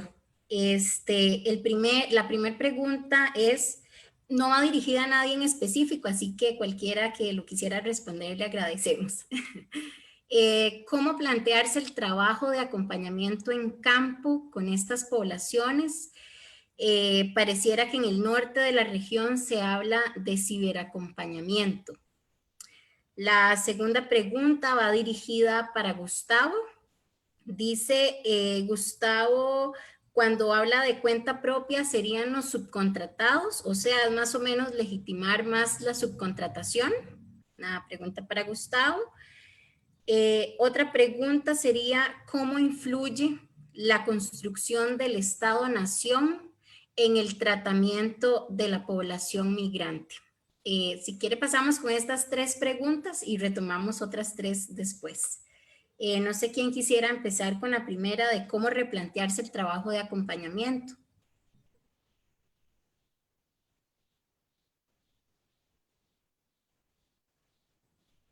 Bueno, yo Adilia. tal vez, Ajá. sí, bueno, esa es una pregunta seria, sobre todo en estos tiempos en el que tampoco la universidad puede, no tenemos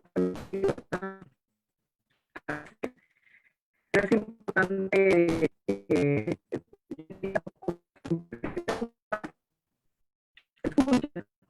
Adilia, disculpe, creo que tiene una interferencia, creo que no tiene mucha señal, se le corta. ¿Aló? Sí, la escuchamos. Sí, sí, sí, tengo un problema de internet aquí. Bueno, yo diría 3 cosas fundamentalmente. En primer lugar, creo que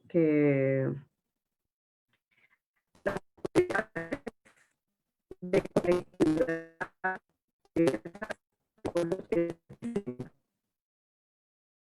no hay conectividad casi. De tal manera que tenemos que levantar aquí la bandera de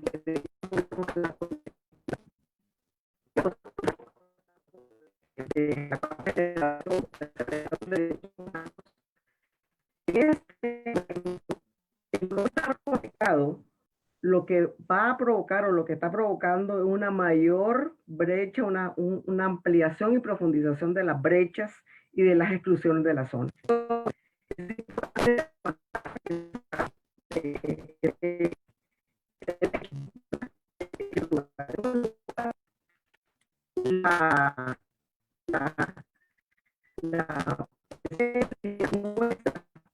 No puede ser presencial, sí es importante que esté permanente a través de llamadas de WhatsApp, crear grupos de WhatsApp, los diferentes sectores, trabajar en la incidencia política, trabajar en la tutela de los derechos humanos con la población, eso es súper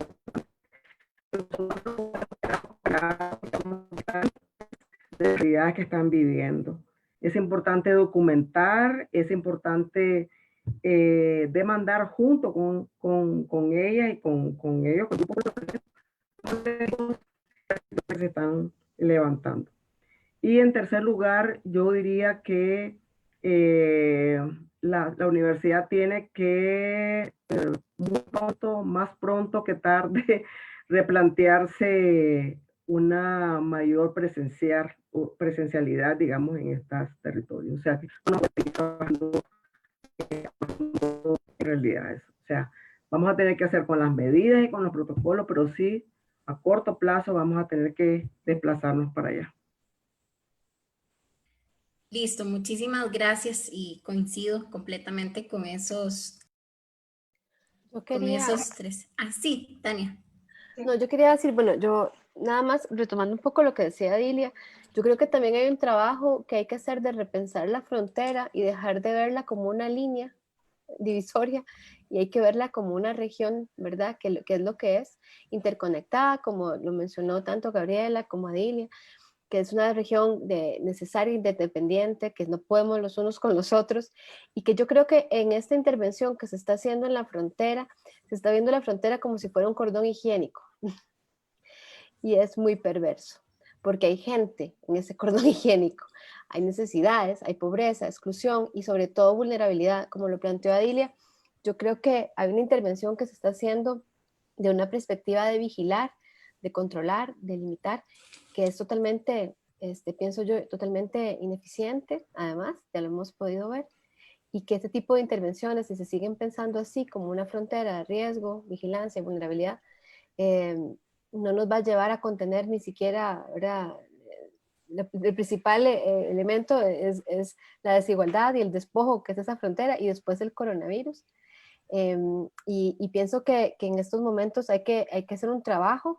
Lastimosamente, como dijo Adilia, este cuento de que estamos todos conectados desde el ciberespacio es tan vallecentrista, ¿verdad? Y tan clase media, porque la mayoría de la gente la está pasando muy mal y no tiene ni siquiera la posibilidad de tener un techo para, ¿verdad? Como lo que vimos de investigación generada por el Semanario Universidad, demuestra que las condiciones son paupérrimas y que muy pocas tienen que ver con ese debate. Y el acompañamiento, pues, yo no sé si se puede hacer a ese tipo, desde esa perspectiva. Y aquí querría responder lo que usted planteó con respecto al Estado-Nación para ya terminar mi participación acá en la construcción del imaginario de la frontera y del migrante. Yo creo que es un proceso que lleva mucho tiempo. Hemos construido la frontera como el enemigo y lo que dijo Adilia creo que es clave. Todo el modelo de desarrollo pensado por el Estado Nacional es un modelo de desarrollo agroexportador y nos vendemos, ¿verdad? En ese sentido. Y si usted ve todo el discurso de Estado-Nación, sobre todo de los gobiernos, de los últimos 3 gobiernos, ha sido vanagloriarse de ser el primer productor del mundo de piña. Y sencillamente sin Nicaragua eso no sería posible. Sin la explotación de una mano de obra que nos permita generar esta especie de enclaves, de esclavos. Entonces yo creo que hay una construcción real clara, ¿verdad? Del migrante, de este sujeto histórico que es el migrante, con una historia, ¿verdad? ¿verdad? Entonces yo creo que hay como todo un trabajo y si somos profundamente responsables, desde la universidad yo creo que se ha hecho un trabajo, ¿verdad? De reivindicar un poco esto, pero sigue siendo de una especie de una burbuja, no una burbuja sanitaria, sino una burbuja académica. Y creo que en ese sentido hay mucho trabajo que realizar. Muchísimas gracias a ambas y tal vez para antes de seguir con las otras preguntas, retomar la que le hacían a Gustavo sobre las subcontrataciones. Muchísimas gracias por la pregunta. Yo creo que es sumamente pertinente hacer la distinción. Cuando hablamos de trabajadores por cuenta propia, nos estamos refiriendo a aquellos trabajadores que trabajan de manera independiente. Y hay que hacer la distinción en que una persona trabajadora cuenta propia puede ser trabajador formal, y lo que distingue ahí fundamentalmente es si lleva una contabilidad y si tiene seguro, por ejemplo, y un cuenta propia informal que carece de contabilidad, de aseguramiento, entre otras. Entonces, esa es una figura que distingue las estadísticas laborales y es diferente o es una categoría diferente a aquellos trabajadores que son contratados a través de la figura de contratista o intermediario que permite el Código de Trabajo del país. En ese sentido, hay que señalar que para que sea exitoso ese modelo agroexportador al que se han referido mis colegas, es fundamental contar con una figura de contratista que es el intermediario, el que garantiza, el que suministra mano de obra en condición que pueda ser explotable. Y el segundo actor que entra en juego es, dentro de esa fórmula, es el trabajador migrante. Lamentablemente nos encontramos con una amplísima oferta de trabajadores que necesitan laborar, que necesitan un ingreso, y el intermediario, el contratista, se convierte en esa figura funcional para las empresas agroexportadoras, sin las cuales, como han dicho mis colegas, ese modelo no sería exitoso sin esas figuras que suplen a trabajadores que son explotables, que son explotados. ¿Por qué las personas, en un contexto de alto desempleo en el país, por qué las personas costarricenses que viven en la región no van a esos trabajos?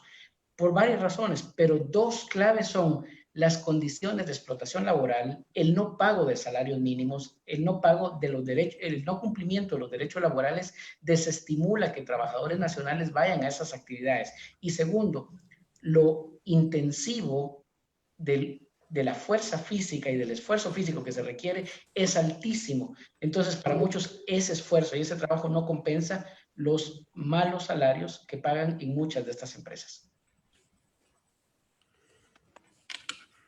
Muchas gracias, Gustavo. Bueno, tenemos 2 preguntas más. La primera que les voy a hacer va dirigido a todos, entonces si todas y todos quisieran responder algo, les pediría que seamos muy puntuales por una cuestión de tiempo. Dice, bueno, muchas gracias, excelentes exposiciones y quisiéramos su opinión con respecto a la información sobre el estado de las relaciones diplomáticas entre ambos países, Nicaragua y Costa Rica.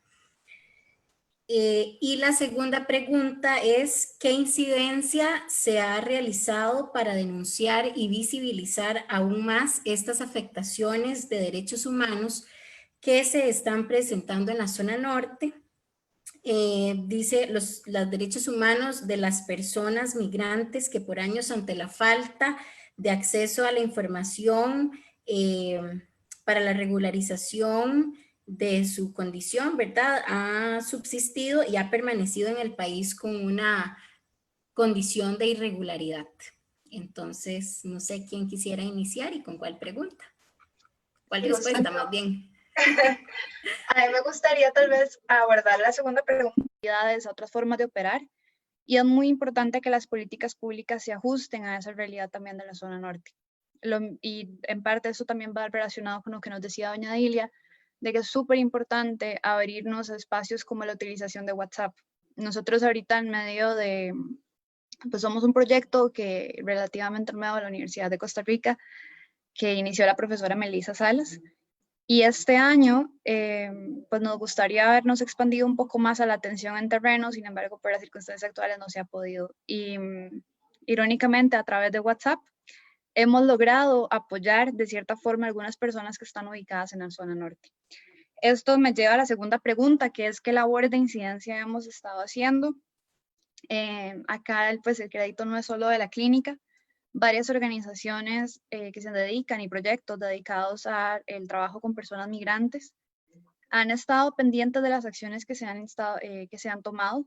Una de ellas, la primera, y realmente reflejan también el desconocimiento que tienen las autoridades centrales de la realidad del norte, de la realidad de estas comunidades, fue la decisión de solicitar a las personas migrantes presentar un documento migratorio para viajar en el transporte público, ¿no? Esta decisión duró muy poco tiempo por las implicaciones tan graves que tiene para las personas de la región.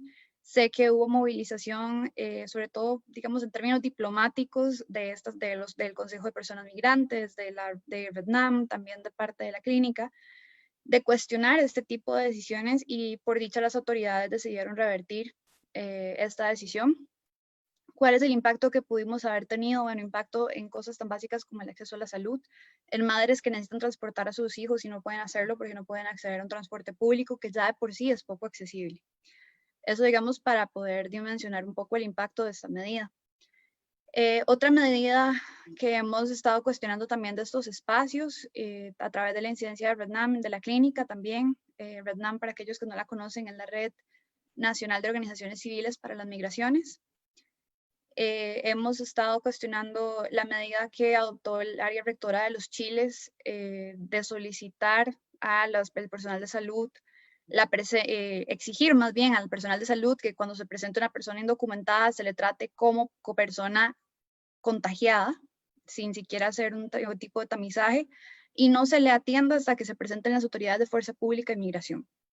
Entonces, esta medida, que ya de por sí está promoviendo un discurso sumamente discriminatorio y estigmatizante, ¿verdad? Está replicando este imaginario de frontera como un cordón higiénico. Está desconociendo también la realidad que tenemos ahí, donde tenemos mujeres embarazadas, niños, personas que tienen más de 30 años de vivir ahí sin un documento, que nunca lo han necesitado, y el día de hoy, cuando nos enfrentamos a una realidad sanitaria que nos está sobrepasando, venimos a imponer medidas completamente desapegadas, y que estamos causando, bueno, que las personas no se presenten a los centros de salud, que pongan su vida en riesgo, que pongan a su comunidad en riesgo, y sobre todo estamos desconociendo legislación de derechos humanos que reconoce el derecho a la salud y que lo protege, y estamos tomando medidas que no sé si ustedes pudieron visibilizar, son contrarias a este principio de no regresión de los derechos humanos. Entonces, respecto de esta medida del área de salud, se hizo una denuncia a la Defensoría de los Habitantes de parte de la clínica, y también se hizo una denuncia pública gracias a la contribución del semanario Universidad, que fue replicada de forma voluntaria por el diputado José María Villalta. También respecto de esta acción tengo conocimiento de que RedNAM lo ha posicionado en el Consejo Nacional de Migración, y de momento estamos esperando una respuesta de las autoridades.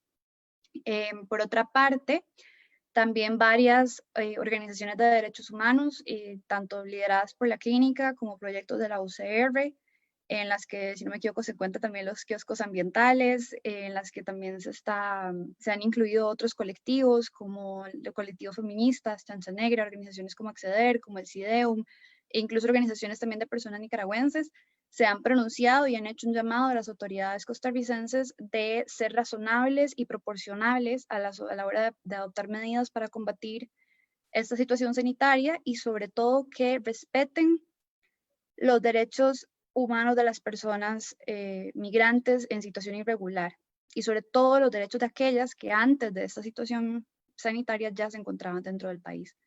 Estas pues son algunas de las acciones que hemos hecho. De momento, lo otro, digamos, otras acciones de incidencia han sido ya más atención al público, a la declaración de medidas, orientación legal. Y recientemente pues estamos acompañando a algunas personas de la zona de los Chiles en sus procesos de refugio, pero digamos que eso ya son como acciones de más del día a día.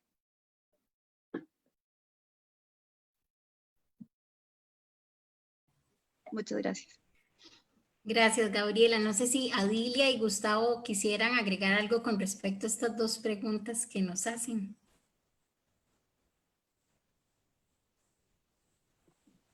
Bueno, de mi parte, con relación a la segunda pregunta, yo quiero comentar de que acciones de incidencia se han llevado a cabo en distintos niveles y en diferentes momentos.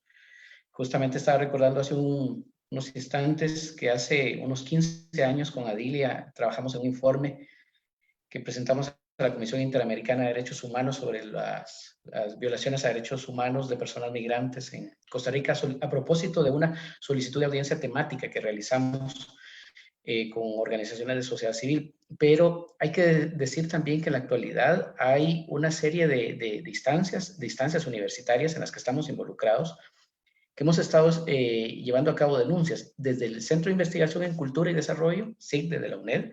Hemos interpuesto denuncias en sede administrativa en el Ministerio de Trabajo, en la región Huetar Norte, con relación a violaciones a derechos laborales en algunas fincas del Cantón de San Carlos, de los Chiles, en donde tiene jurisdicción esa dirección regional.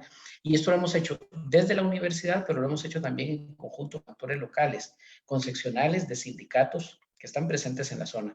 Y eso me lleva a decir que desde las universidades tenemos que desarrollar y poner a disposición de las poblaciones en condición de vulnerabilidad, como las personas migrantes y otros colectivos y otras poblaciones, todos los recursos humanos y materiales que tenemos para eso.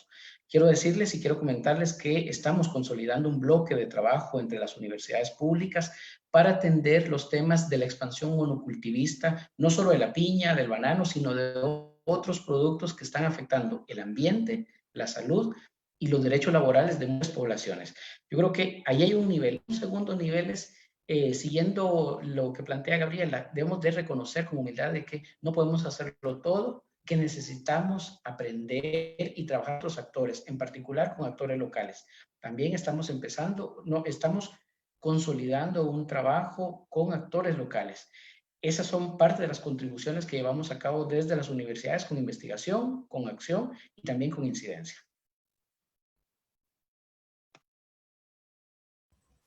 Perfecto, Gustavo. No sé si Adilia quisiera apuntar algo, si no podríamos ir cerrando con algunos comentarios de ustedes y también otros que nos han llegado al Facebook.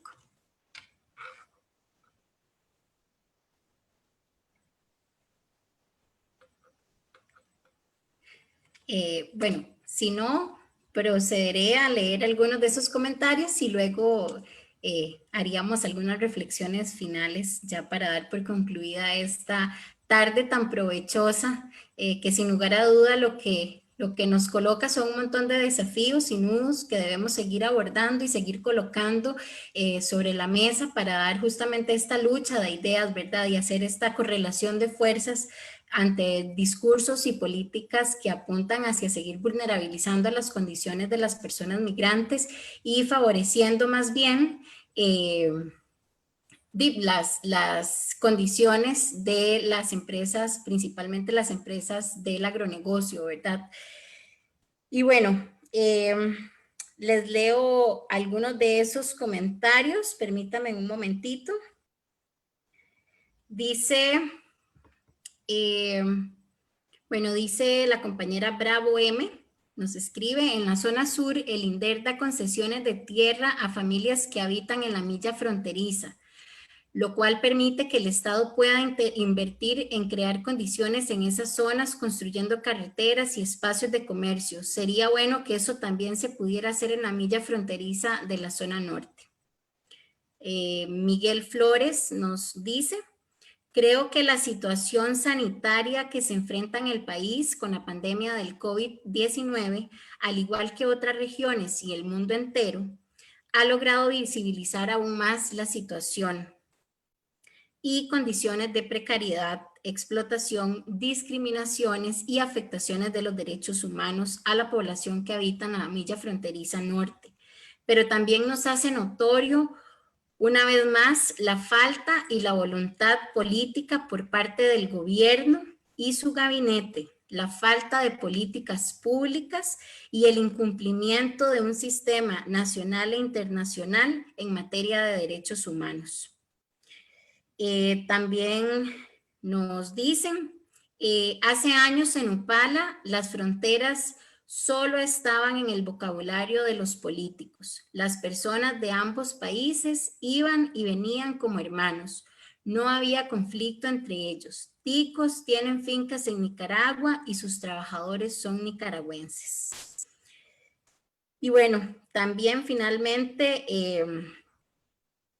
quisiera agregar, bueno, ya terminamos con los comentarios, y quisiera agregar que también desde el programa Kioscos Socioambientales, desde hace varios años ya hemos venido acompañando diferentes comunidades que habitan justamente esta zona transfronteriza, ¿verdad? Y hemos insistido una y otra vez en que las instituciones, y hacemos también una apelación a la universidad pública, deben seguir acompañando estas comunidades, pero no solamente acompañándolas, ¿verdad? Sino también generando esa disputa de discursos y de políticas públicas que son necesarias para generar y garantizar más bien los derechos humanos de las personas. Bueno, cierro por aquí porque más bien quisiera darle la palabra a ustedes para un cierre, unas reflexiones finales. Entonces, no sé quién quisiera empezar para ir cerrando. No sé si Gustavo, que fue el último. Los últimos son los primeros. Gracias, Dileana. Yo nada más quisiera apelar a que yo entiendo que la actual administración de gobierno tiene la voluntad de mejorar las condiciones de las personas migrantes que viven en este país.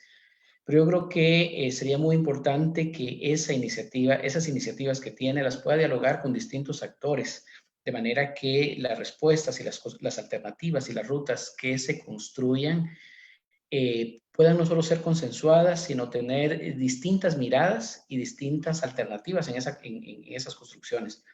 Me parece que la formulación de este decreto al que me referí en mis comentarios probablemente tenga una buena intención de contribuir a la regularización, pero el enfoque termina, me parece, haciendo resbalar esta iniciativa y no siendo tan favorable para las personas y terminan desbalanceando la relación de manera que puedan terminar favoreciendo muchísimo más a los empleadores que están en una condición de ventaja frente a los trabajadores.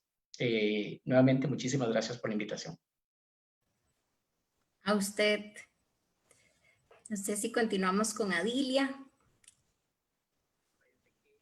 Sí, a mí me gustaría también cerrar diciendo que es importante rescatar y levantar de violencia de las poblaciones de la zona norte. Las historias de lucha, las historias cotidianas para, digamos, construir sus vidas, para continuar sus vidas en este contexto, es importante rescatar. Es decir, los saberes, la manera en cómo las personas están, o cómo las mujeres, los jóvenes, los niños, cómo están viviendo la pandemia, cómo están viviendo esa situación de frontera, la persecución, cómo la están sobrellevando, cómo la están afrontando, qué estrategias están desplegando. Esos saberes locales son importantes de levantar, digamos, y de construir y esas otras narrativas que se opongan, digamos, a esa narrativa hegemónica que está prevaleciendo sobre la zona norte. Y creo que en eso nosotros podemos, las universidades públicas, podemos construir en mucho para, digamos, identificar, para levantar y para darle un lugar distinto, digamos, a las historias de los pueblos que habitan la frontera norte. Muchísimas gracias, Adilia. Gaby. Sí, yo tal vez quisiera hacer un poco eco a lo que nos indica Gustavo y hacer un llamado sobre todo a las autoridades a tratar de hacer una equiparación entre la realidad social y la realidad legal que tenemos. Es muy interesante este comentario que nos hacen de la forma en la que se trabaja la frontera sur, ¿no? A través de los arrendamientos de propiedad que hace el INDER en la milla fronteriza. Bueno, esto no es posible en la zona norte, porque hay un decreto que ha afectado esta zona desde el Pacífico hasta el Caribe como una zona de patrimonio natural del Estado. Entonces, ya con este decreto estamos invisibilizando a las comunidades que están ahí, porque lo que debería estar ahí según la ley es una selva impenetrable, que no existe y como hemos visto no es real.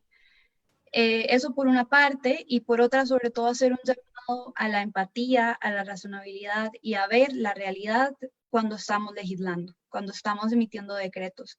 Porque a veces es muy sencillo decir, bueno, la forma correcta de hacer las cosas es esta según la ley, pero esa ley está desconectada de lo que tenemos en el terreno.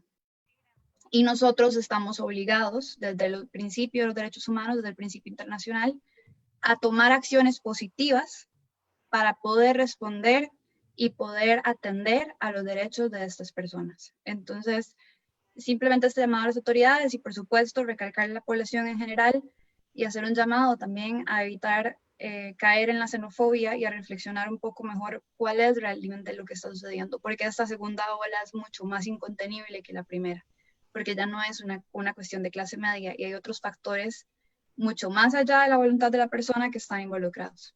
Muchas gracias. A usted, Gaby, y cerramos con Tania. Bueno, disculpen, es que tuve que atender a mi bebé que se llama Darío por Nicaragua. Ay, tan linda. Por Rubén Darío. Y bueno, nada más quería cerrar, bueno, no pude escuchar lo que ustedes dijeron, discúlpenme, pero sí quería cerrar con que creo yo que hay que empezar a repensar la frontera desde su dimensión temporal y espacial, pero sobre todo con una dimensión de humanidad. Y creo que si el discurso no cambia desde el gobierno central, dudo que las medidas a escala local cambien, aparte del gran trabajo que han realizado muchas organizaciones como en las que ustedes trabajan y grupos de la Universidad de Costa Rica como Kioscos, que han tenido un trabajo sistemático e importante en este territorio. Yo no creo que, ¿verdad?, ocupamos una incidencia política real, y creo que es necesario. Lastimosamente no creo que hemos logrado cooperar, o sea, nos hemos dado cuenta que no se puede cooperar entre gobiernos y que tal vez a escala local identificar actores del otro lado de la frontera, buscar recuperar aquella cooperación transfronteriza que habíamos logrado establecer en algunos momentos de la historia, creo que es fundamental. ONGs locales que existieron o que existen todavía ya, con los que ya nos estamos comunicando. Y sobre todo creo que hacer un llamado de alerta a lo que está pasando, de la represión de los defensores de derechos humanos. Yo creo que es necesario que esto se conozca, que los medios presten la atención necesaria a eso que está pasando.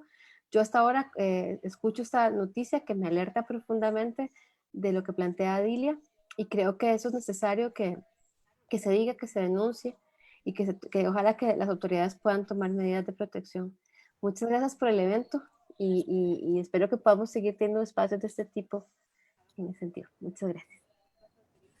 Muchísimas gracias a ustedes y también a quienes nos acompañaron a través de la transmisión en vivo desde el programa Kioscos Socioambientales y el CIEP. Les agradecemos y también les invitamos a seguir colocando y posicionando estos temas sobre la mesa. Y bueno, veremos a ver si surge otra de estas actividades, porque yo creo que se quedan muchas cosas necesarias de abordar, se quedan por ahí por fuera o sin mayor profundización, pero bueno, también esa es parte de nuestros retos. Muchas gracias de nuevo y que tengan buena noche. Buenas Muchísimas noches. gracias. Bueno, hasta luego. Hasta luego. Hasta luego. Buenas tardes. Buenas tardes.